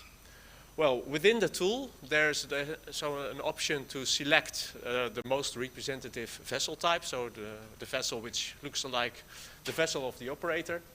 And you can also select the engine or engines you have. Is it an unregulated engine built before 2003, or maybe CCNR 1 or 2, or is it already a stage 5? So that is then the reference for our calculation. Well, options we now have in the model, SCR DPF, the after treatment system for existing engines. Of course, engine renewal is an option for older engines. Usage of HVO 100 as a drop-in fuel. We also have the LNG, the gas engine, methanol, the single fuel and dual fuel combustion engine, although it's a bit theoretic still, because indeed it's not yet a reference fuel in the non-road mobile machinery directive. But hopefully it will become one in a couple of years from now. We're also indeed putting pressure on the Commission to start working on this. The same a bit for the hydrogen combustion engine, although that's probably an easier process to get that seen as a reference fuel in the regulation as well. Yeah, and of course also the hydrogen fuel cell systems, as mentioned by Benjamin, already used today, for example by future-proof shipping, and also the full battery electric vessels, either with the concept of zero emission services with the swappable batteries, or we also want to calculate a system with fixed batteries on board and then with fast charging from shore. So those options are already more or less in the model. Then, as a ship owner, you can either select a default. If you don't really have the numbers, then you can take the averages from the fleet, from literature, or you can identify your own data. So, for example, the fuel consumption and the autonomy you require. So, how many days do you want to sail with your ship without having to bunker? So that's, you can insert that if it's 1 day or 7 or maybe 2 weeks. And then the model will calculate if it fits on board and also the impact of payload loss and bunker time loss. Also, additional input values can be given, like the engine power and what is there? Oh yeah, of course, the interest rates, depreciation periods. So it can be customized to some extent, depending on the data. It also asks for, well, what level of emission reduction does the ship owner want to achieve? Because that then can filter some of the options which do not reach the target. And it also asks for some cost input values, because in order to calculate the costs of loss of payload, for example, or the loss of time, you need to have an idea what the average costs are of a vessel, running a vessel, the profit, the labor costs, etc. So there are already some defaults there, but as a user you can override it and use your own figures if you have them. So you can make some choices. Do you want to look into this payload loss or bunker time loss or both? So it's an option. And then the model will give you a output, so the total cost of ownership over a certain time period, but also the capital expenditure, the operational expenditure, compared then to the reference, to the vessel you have today, probably using diesel. And of course also the emission impact will be visualized. Okay, so we have already done a first prototype. My colleague Dan is here as well, who worked on it. Here you see the emission reduction results for the options in the model. I won't go through it in detail because I understood that all the presentations will be on the Pro Danube website afterwards, so you can look it up once it's available and look for the figures. But it's the idea is to give an impression on what output data you can expect from this model. Well, here you get an overview. We selected, based on the advice of TTS, a large pusher, 2800 kilowatt of power, which is representative for the Danube. And here you see 5 different options. So, okay, you can go on with the existing vessel, overhaul the engine and run it again still for 20 years. So there is a price tag on it. You see there is a minimum and a maximum, so there is already a kind of bandwidth which shows the uncertainty also. You can also overhaul the engine and apply an after-treatment system, SCR DPF.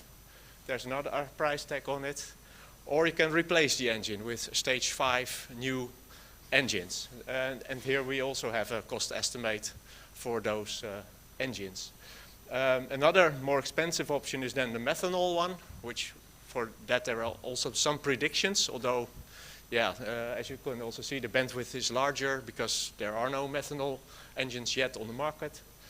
And also for LNG, for the methane, could be an option, perhaps if you can find the space to accommodate the tank. There are also some figures there. So with these technologies, we made some first calculations. And here you, for example, can see then the energy cost.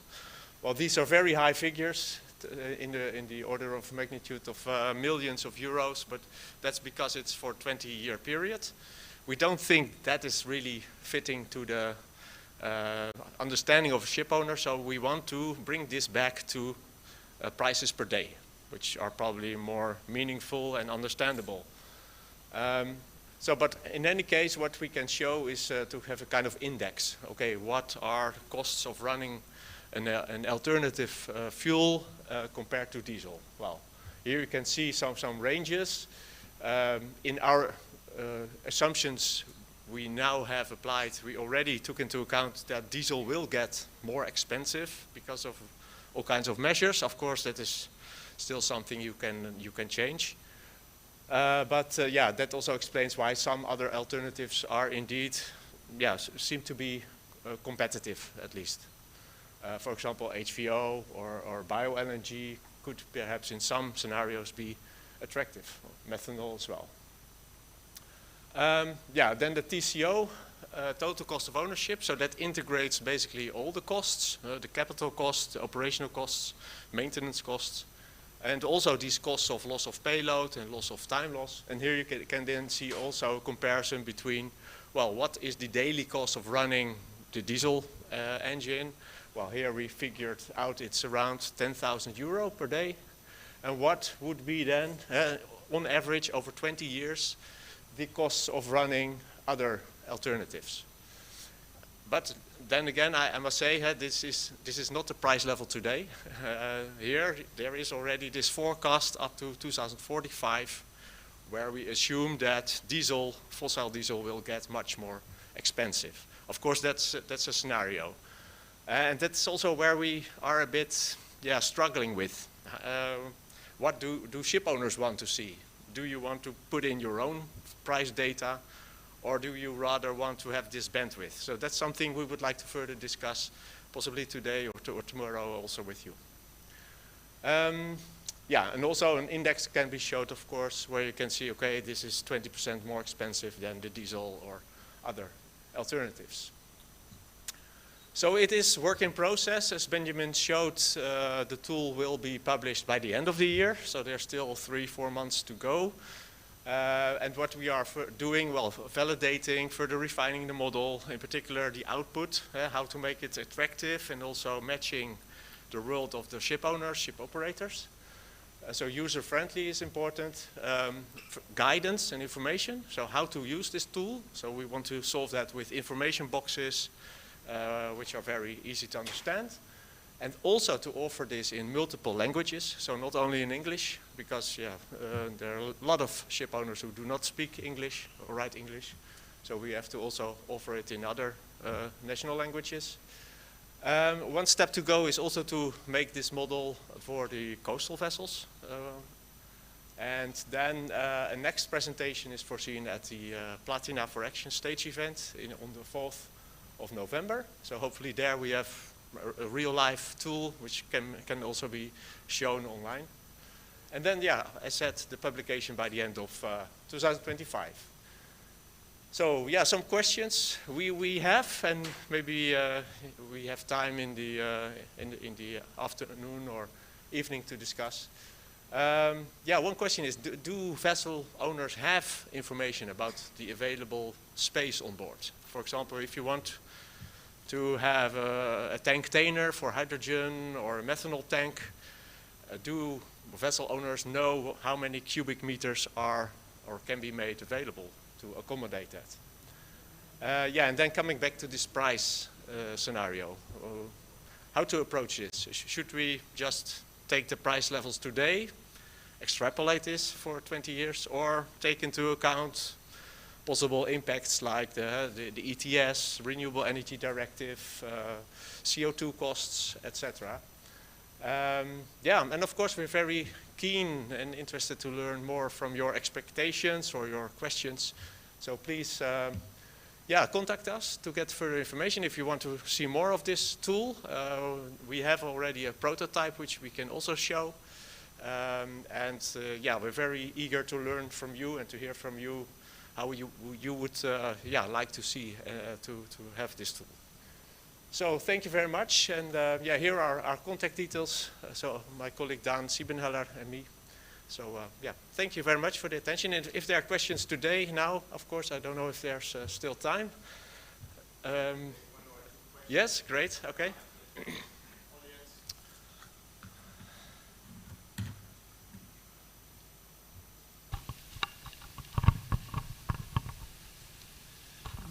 Yes, hi. I haven't seen anything about the impact of the infrastructure of providing on the overall decision when making the ship owners reach a resolution. And the conclusion of a group of 1, 2, 3 here in this room and TTS back in 2021 was that actually this was the killer of any intention to go green, because the infrastructure to have an A, B, C type of fuel or energy carrier in the end, it really exceeds the impact and the benefits for the ship owner. And how do you account for that? Thank you. Yes, indeed. That's a big question, availability of the renewable fuels along the infrastructure. However, that's something, yeah, we cannot predict. And so it's a bit outside of this model. It's something that the ship owner probably would get via other information. It's also very locally, we believe, depending. I mean, yeah, some countries are more developed than others. Some countries have a more focus on, for example, natural gas or hydrogen or electricity. So that's something, yeah, which is not in the model. So, but indeed, thank you for the question. It's something we should put in an information box to help the user to also be aware of this. But the user can select or deselect solutions. So if one already knows, okay, this is no option, it's not available on my along my waterway, then the user can simply ignore this option and go along with the rest which are available. Yeah. Okay. Thank you very much. Martin? Thank you.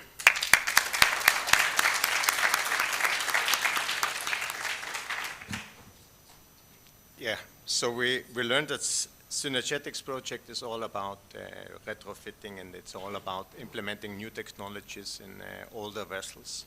So if you want, get in contact please with Benjamin, and get in contact with Martin to learn more about it. And we have also one expert with methanol sitting here in the audience, Bengt Ranne. He will go. Yes, so if you're interested in the first tests with methanol, so please reach out to Bengt, who is expert in that and is testing real-life scenarios with engines. Yeah, time has come to move on to and look into something new, into new projects and so on. So the first small project presentation we're going to have is the project Sundance. It's a research project in the field of sediment management, where Pro Danube is very happy to recognize that you have put it also the inland waterway community into your research thinkings and so on. And I would like to call Sorina Bakurau she's associate professor at the University of Graz to give us a short presentation on the Sundance project. Thank you. Sorry for one technical input. May we kindly ask you in the room, when you want to leave or come in, please use this door to my left over there. Not that we disturb the cable of the beamer. So please use this door. Don't leave the room, but in case of emergency, please use this one to my left hand. Thank you. Hi everyone. I am Sorina Păcuraru. I am naval architect. I am associate professor at Dunărea de Jos, University of Galați, Romania.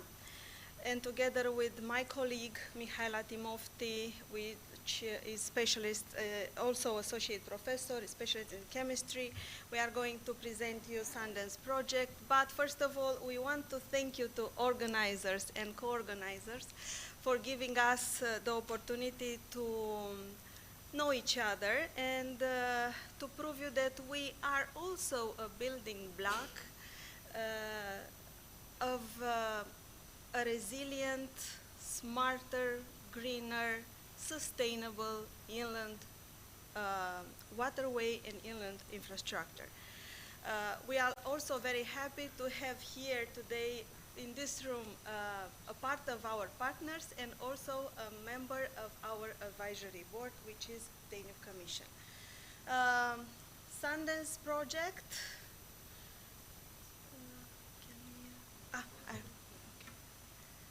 Sundance project is about an innovative framework of sustainable management of sediment within Danube and Black Sea system. But Sundance it's not only about sediment transport, it's not only about navigation, drinking water, hydropower plant, tourism. It's about our lives. It's about us. So this is why we are a consortium with a strong interdisciplinary character.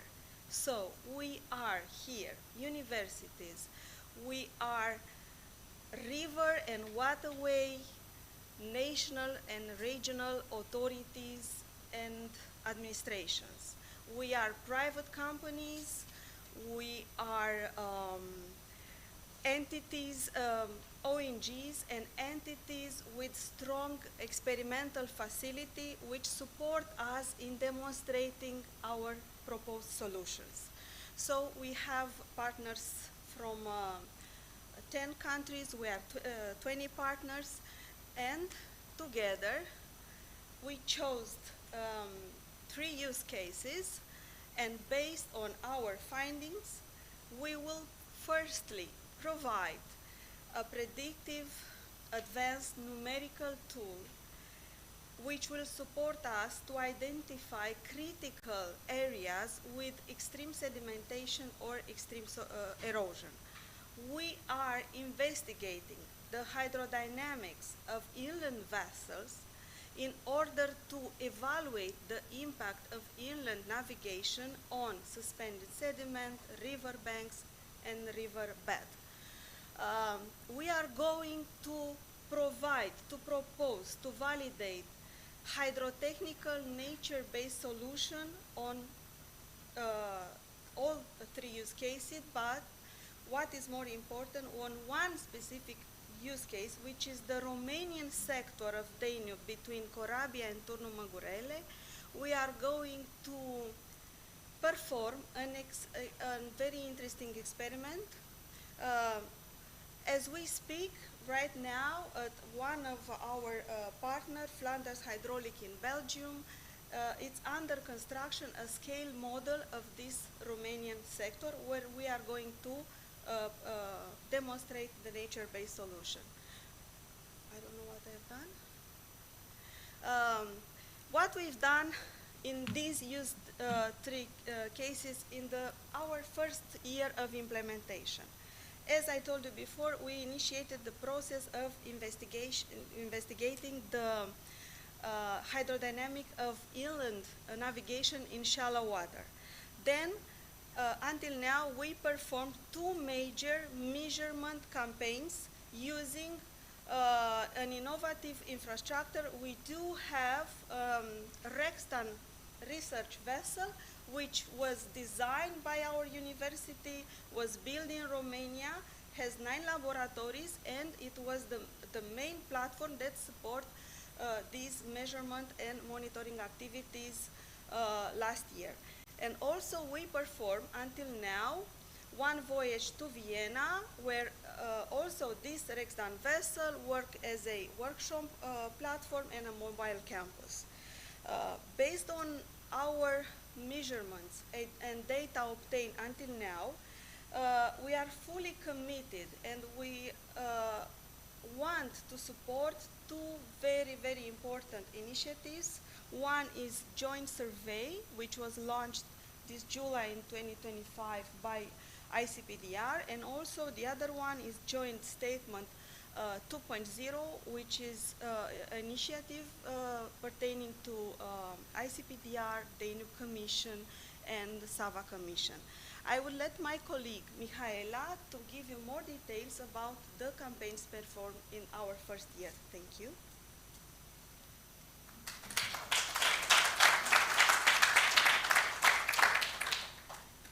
Hi everyone, good afternoon. Dear friends of Danube community, I'm truly honored to be here at the Danube Ports Days to present our work in Sundance project, which started in June 24, and since then we already made measurement campaign. We started for Romania use cases in November 24 with collecting data regarding the quantity and the quality of the sediments, regarding the hydromorphological situation of the sector Corabia and Turnul Măgurele, in order to build this numerical model and to have a scale model. Why? Because as we have our intention to help everybody to plan all the dredging activity much more better than it is now, and with we believe that with the scale model, physical scale model, will help to visualize what is really happened in this sector, and to create a safe environment to make some simulation regarding the nature-based solution that we want to implement there. If we will succeed in this part of the Danube River, for sure we will try to replicate this for the entire Danube Black Sea system. So we started in November 24 with all this kind of activity. As you can see, the Rexdan is on the Danube near to the bridge on Brela. And after this activity, we made a PR mission that was in July, August 25. This Rexdan vessel was actually on each major ports and present all the laboratory that we already have and all the facility that are existing in this moment on Rexdan. We stop in Ruse, we stop in Belgrade, Novi Sad, Bratislava, and Vienna, and back to home. During this mission, all citizens were invited to see the vessel, to see and to explore what is the capability of this research vessel. After the PR mission, on the end of August and the beginning of September this year, we have the second mission on use case Corabia Turnul Măgurele, and we collected the same data on 1 year differences, and we try to calibrate the numerical model in order to have a better one and to help on be the best numerical one to use for replication. So after this mission, we will continue to have all this kind of activity on the other use cases on Bulgaria and Serbia, and we truly hope that you will tell us what is your needs, what is your pain points, to have a better understanding of what happened on the Danube, and to help somehow on this dredging activity of yours that is costing a lot, I understand, and we try to cost less. Thank you, and I'm waiting for your question.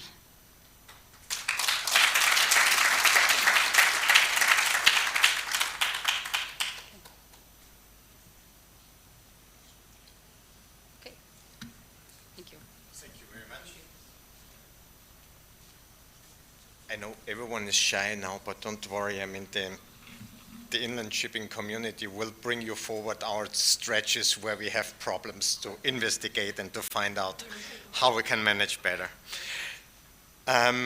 Yeah, so thank you very much for your presentation, and now we come to the second last presentation of the project Foremost. It's a project which aims to transform also volumes from the road to inland waterways, and which is of course wished from our complete community, and also very high on our priority at Pro Danube International Florin Bacoraro, also associate professor at the University of Galatz, will give a presentation, so the floor is yours.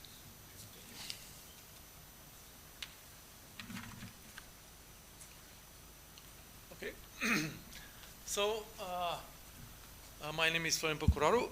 I'm associate professor of Faculty of Naval Architecture in Galatz, Romania. And I'm here today to briefly present our current project, which is Formast. So actually our focus is not on the ports, but actually on the ships. So, but ships cannot operate without ports, and ports cannot do their job without ships. So our focus is on designing an what we call SFAS, which is actually small, flexible, automated, and zero-emission ship. So, okay.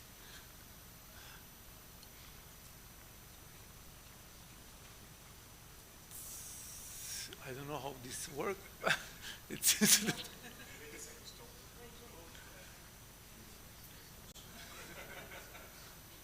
it seems that I already get some other projects. Okay, so it's left, right? Only left. Ah, it works. So actually what we do, our expertise is mainly in ship design, and actually we are designing the structure of the ship. Then we ensure that this is light enough to ensure more cargo to be transported, and also we evaluate the hydrodynamic performance of the ship and actually try to optimize that in order to make the ship, let's say, consume less, and of course this will lead to the less emission, but as you may see, our focus is on electrification of the ship, so zero emission, which we are targeting. So our our project, it's a 36 month period, and we have 60 partners. We are proud to be part of this consortium, and we are working for 3 living labs. We have one in Ghent, Belgium, another one it's in France, in Caen, and the other one it's in Romania, which is a, let's say, virtual living lab.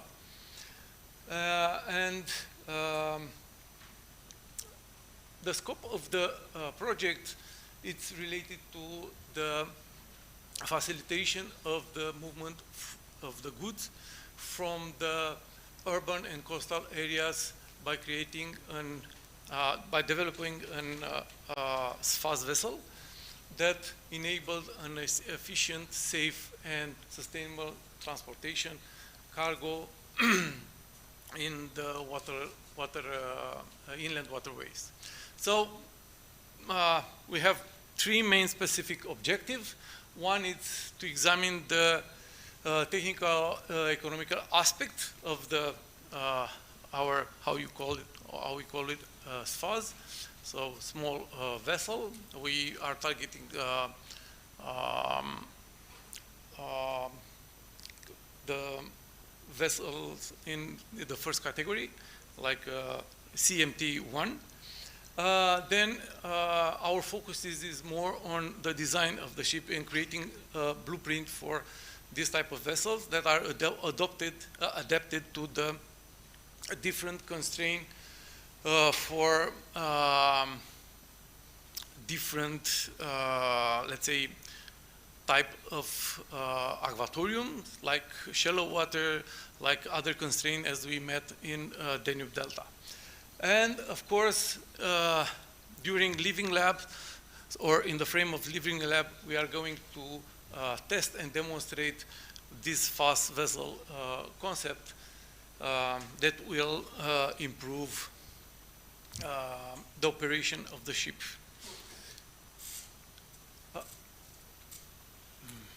Again.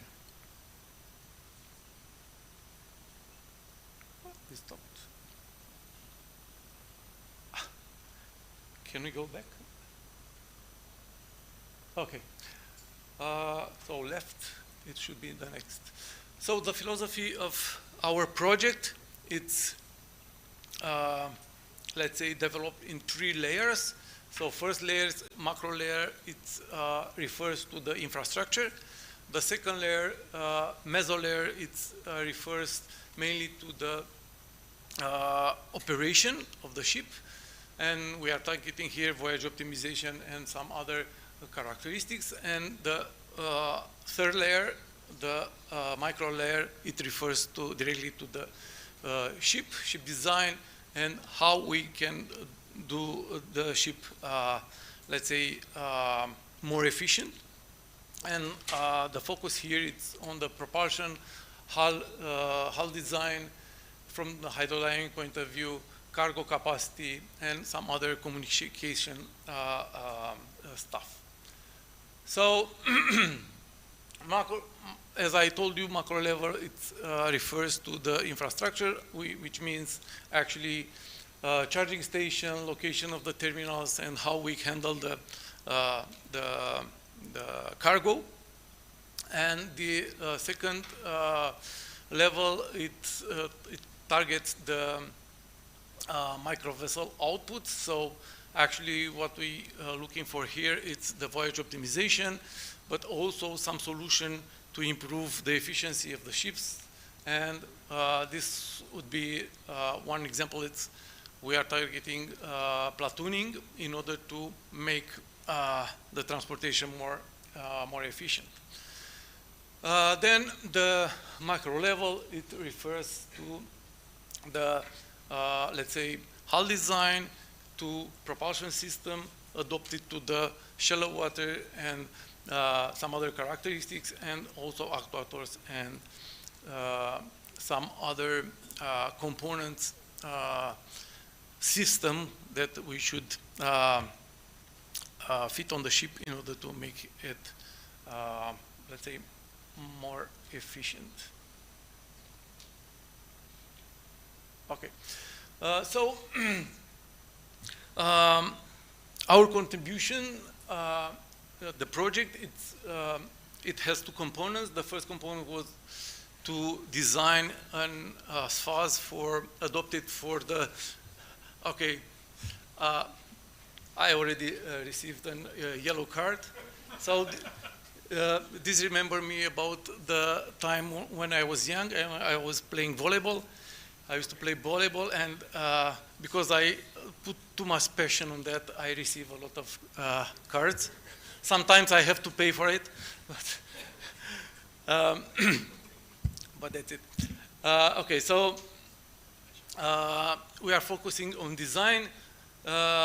We designed a few concepts for the CAN living lab. Then what we are focusing more is on the living lab that it's in the Danube area. So then we start with the challenges. We have some challenges related to the regulatory and environment constraint, navigability, infrastructure limitations, and economics viability, because we have low cargo to transport, that it decrease the increase the cost actually. Then what we find, 3 priority areas based on the challenges. So one is decarbonization, transport solution, digitalization and smart logistics, and of course integration with the local development goals.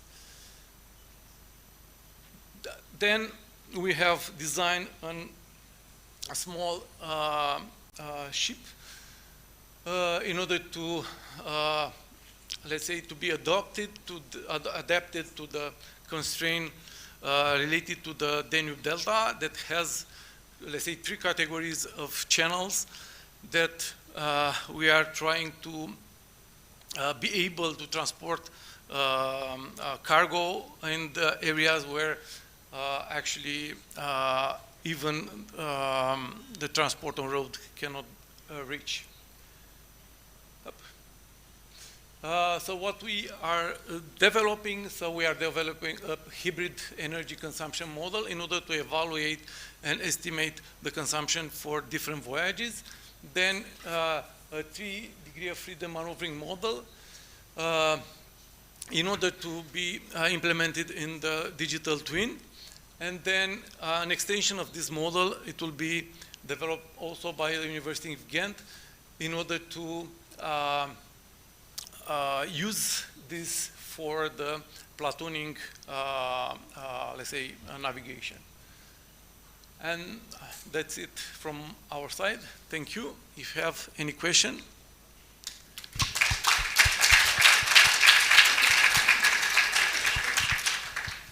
There is one question from the online audience, similar to what Martin was receiving.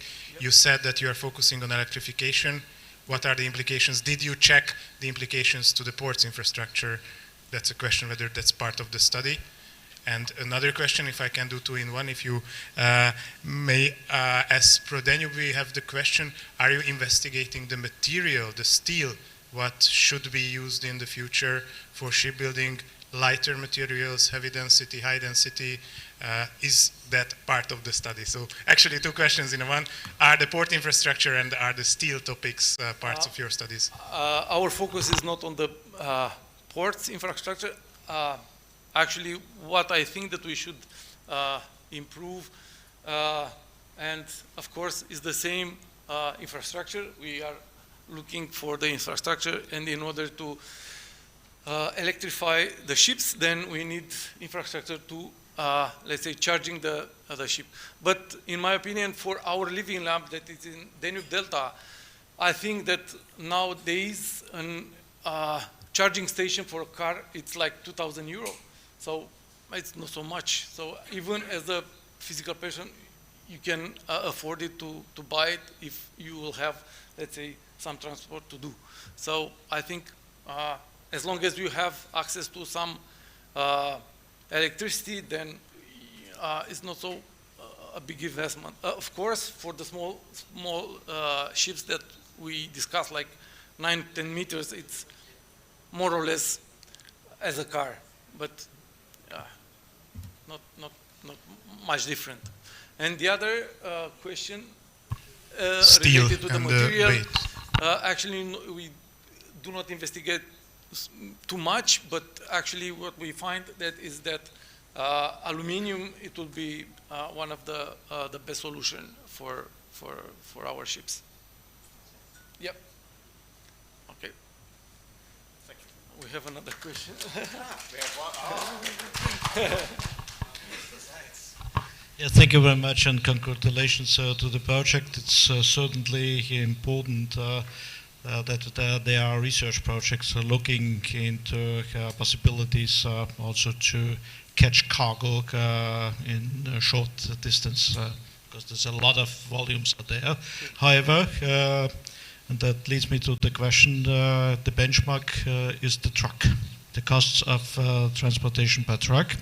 In the future, it is then also an automated truck, maybe, we don't know, but it is definitely a green zero-emission truck. And your project also looks into the economics of the vessel transportation in that way with small vessels. So you started in, I think, in January 2024. Yep. So what's the basis for your calculations in economic competitiveness of your solution? For the moment, actually, we, at least for our living lab, we compare with a ship, not with a truck. So we consider a typical transport boat for Danube Delta that it's using diesel engine, and we compare with that. So we didn't compare with the trucks, at least for Danube Delta, because you cannot reach some points without the truck in Danube Delta. So because there are no road in some area. So our companion, we develop a tool, it's not us, but a partner, Circuit, they develop a tool in order to compare how feasible is to use ships that are electrically propelled. This is a very specific situation, how to reach it the best way by boat and in the future by a green vessel, Solida, which is more or less an island-like situation, but this cannot be generalized to other locations or only to very few locations. Yeah, you are right. So that was my question. Yeah. Yeah, but actually today we find out in our very nice trip in the port of Constanta that it's not only the price of the cargo. Anyway, ships transportation price is less than trucks, but actually also we find out that it takes 6 minutes for a truck to be unloaded. Not for the unload, sorry. For the paper to be filled, paperwork, it's 6 minutes, and for the barge is the same, but the quantity is quite long. So it's not only the price, but it's also the timing. Of course, there are many aspects, but you are right, we should consider the truck, and yeah, in the future, most probably the trucks will be also let's say electrified, let's say. But on the other hand, another topic that, or another reason that we do some research is that the congestions in the roads. Yeah, so actually I think the main reason is that we try to decongest the roads in order to make it smoother for people. Thank you. Thank you very much.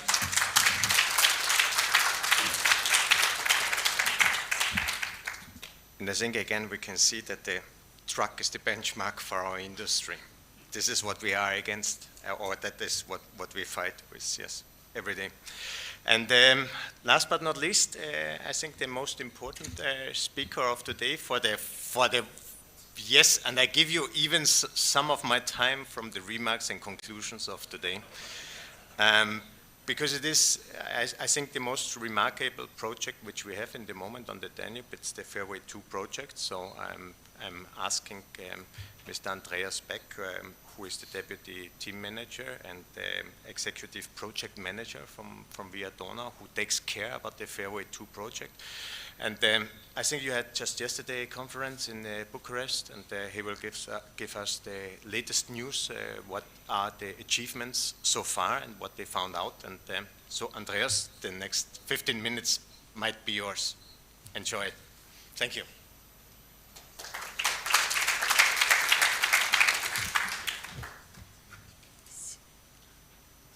Well, I'm too tall for that, so possibly. So thank you very much for the kind introduction. Thanks for the organizers for inviting me to this conference, and also special thanks for watching the time, because I'm the last speaker between now and dinner. So this is always a challenge. So thanks for giving me 20 minutes for that. During the port tour, we saw how inland navigation or inland waterway infrastructure is key for a well-functioning Port of Constanta.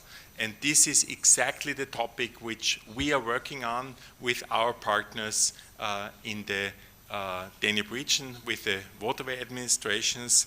As Herfried kindly introduced me before, I'm with the Austrian Waterway Administration Via Donau,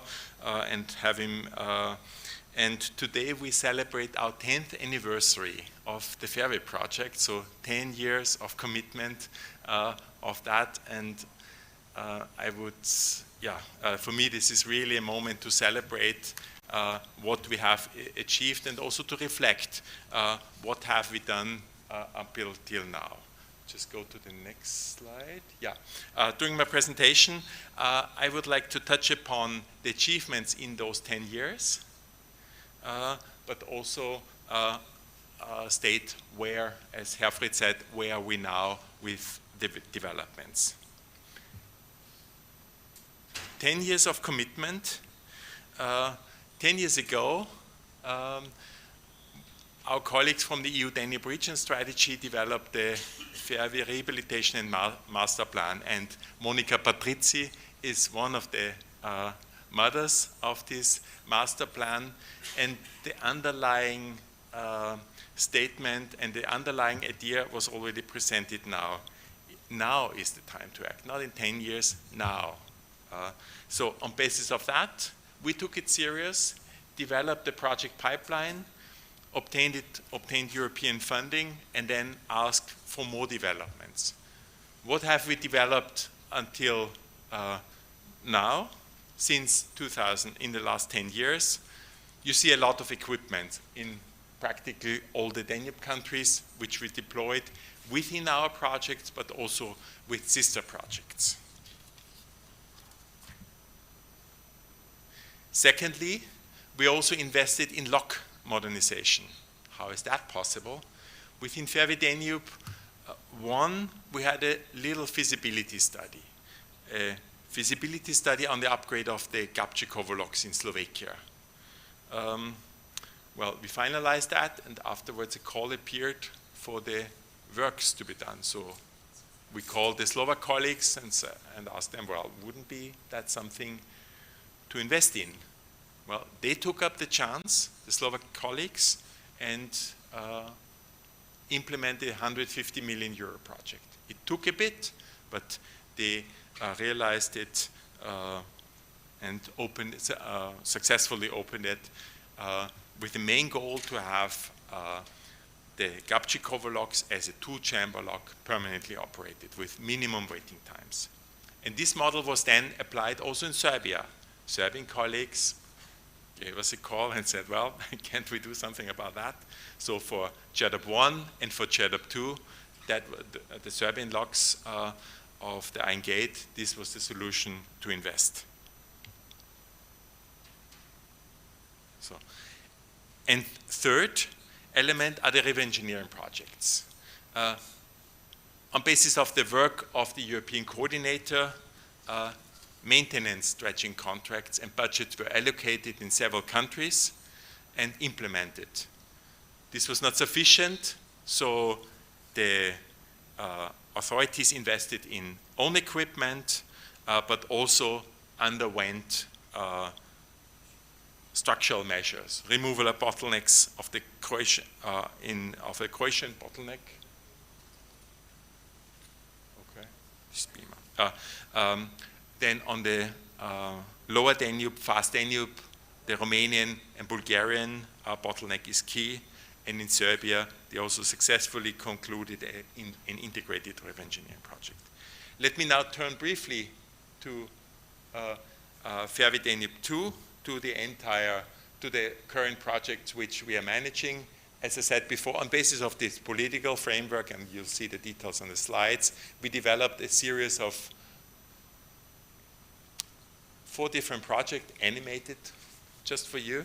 So Fairway Danube 2 is the current project. What we are doing together with our waterway administrations of the countries, which you can see in the slide, we run a 70 million euro project which touches upon these activities which are listed here. This is difficult to read, but well, the main activities are we prepare the status of the infrastructure at an annual basis and discuss the measures with the partners. Secondly, we establish fixed and mobile sensors. Third, we upgrade information systems, not only for our purposes, but also for the industry. Then we extend the water level forecast systems, and we touch upon innovative solutions and work on mooring infrastructures. let me just touch upon two selected examples of our project portfolio and of our work. First of all, we set up a common database with the infrastructure parameters and the bathymetric, the results of the bathymetric surveys in the Danube countries in 2018, and have been developing this forward ever since. At the moment, we are at the stage of opening up and bringing the most recent surveying data also for the fleet operators and the users. So if you're interested in, just drop me an email or just address me after the conference in order to get the most recent data. And we will take this information also forward in two ways. We will also investigate if the integration in the electronic navigational charts is possible, this bathymetric layer, so the depth data, but also once we have fine-tuned with the input from the fleet operators, we have fine-tuned the way of presentation, we'll also integrate that into the models of the, into the European-wide information services. Next are the innovative solutions for enhanced climate, climate resilience. When I was a boy, I played at the little rivers and I put stones in the side. And what happens? Then the water channelizes in the middle. And this is what the young boys did. Now we do it in a professional way. As you can see, at least on those two screens, we put barges at the side of the river. And once the water level goes down, it grounds and does exactly that, what we have been doing what we have been doing as little boys or little kids. It channelizes the river and it increases the water velocity and works like little dredging activities. So this is a solution which brings short-term, which is expected to bring short-term results for inland navigation, but also environmental actors like ICBDR, World Wildlife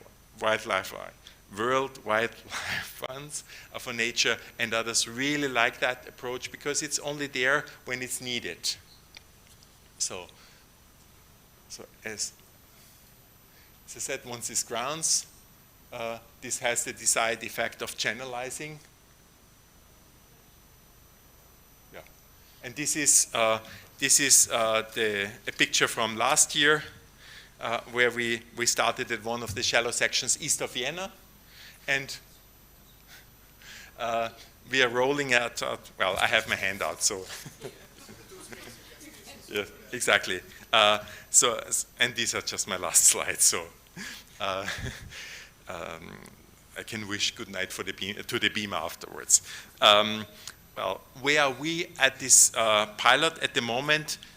We proved that the concept works. Worked in Austria last year. We have been continuing also in Austria this year.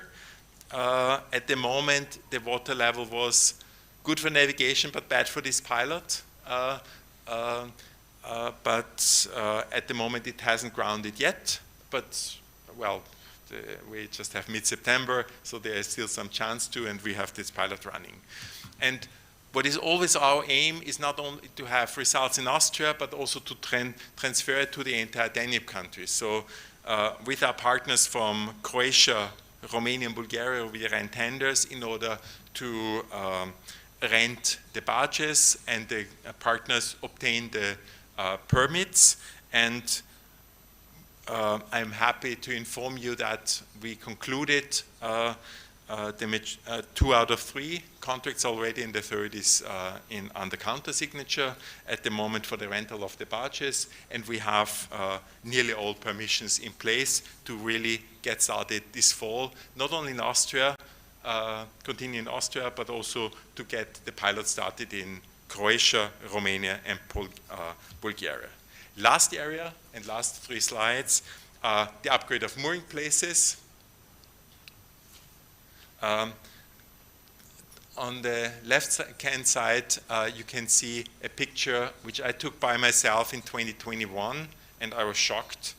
This was close to my hometown, close to Linz, or in Linz, where captains, after a hard day of work, had to disembark from their vessel with a ladder. And this was the infrastructure at this particular place. So we took that up, and installed modern mooring places with dolphins, similar to Ductalbis on the Romanian side, and access bridges for cars and passengers.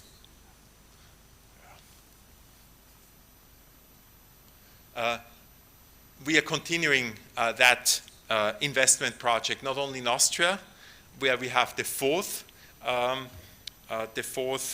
mooring place, of which the investment, the construction works will start in the next 2-3 weeks.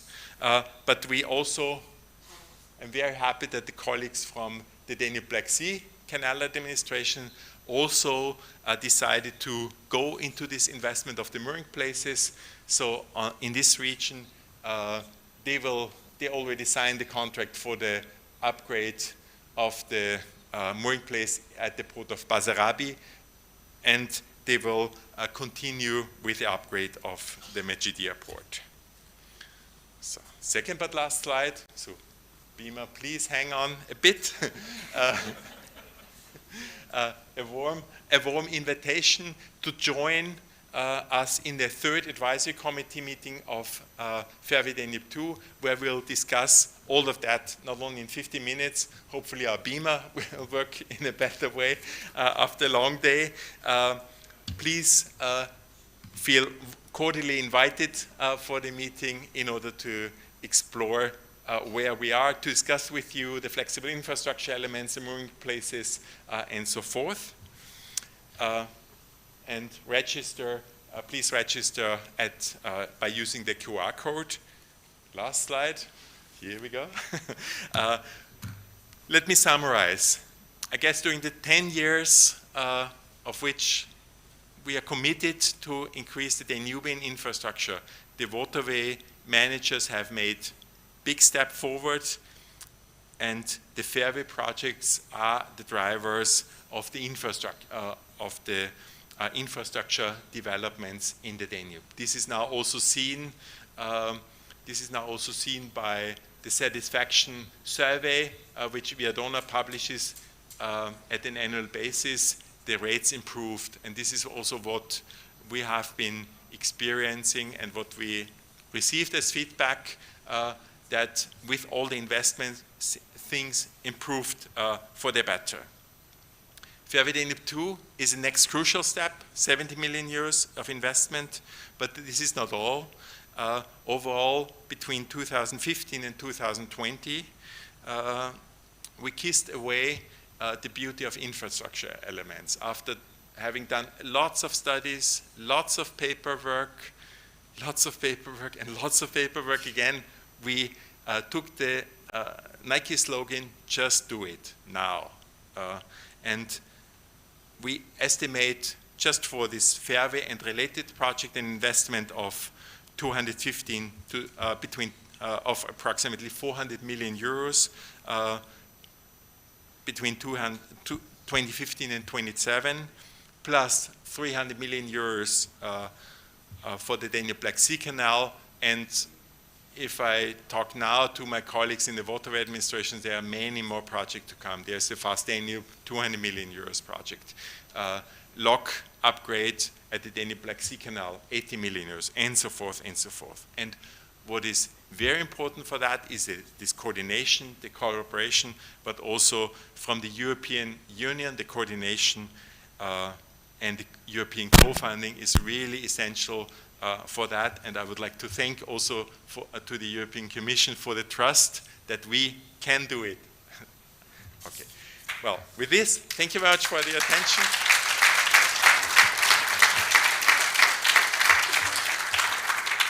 And please follow us. Okay.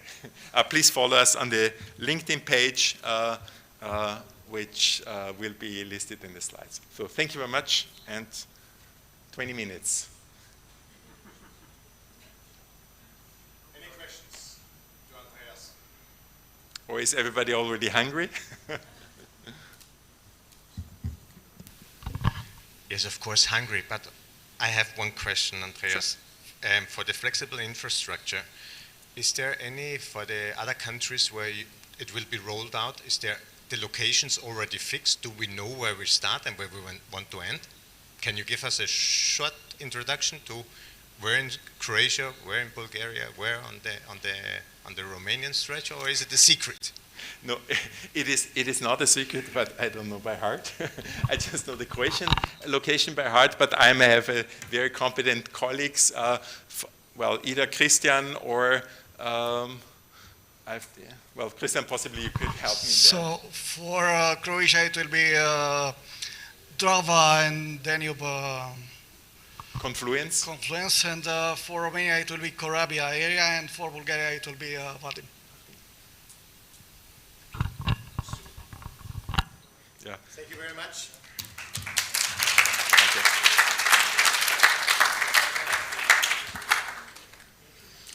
Yeah, I think, Andreas, thank you very much. This is one of the most remarkable achievements over the last 10 years, as you said, and a lot of money was also going into that, and we can see and we can appreciate as the waterway community really the efforts you have done and all the achievements which was made so far. So really thank you for the community on behalf from our side.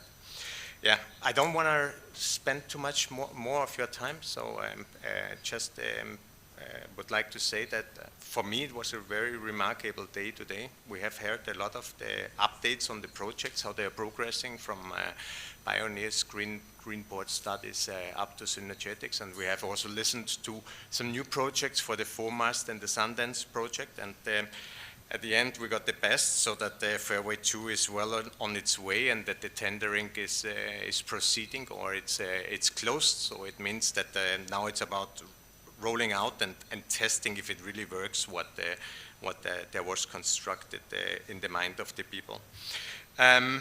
So last but not least, I would like to say the dinner is served outside of in the foyer now, so it's not over at the location where we had the lunch, and we will start tomorrow morning at 8:30 with a coffee also in the foyer, and at 9 o'clock sharp we'll start with the program and listening into technologies.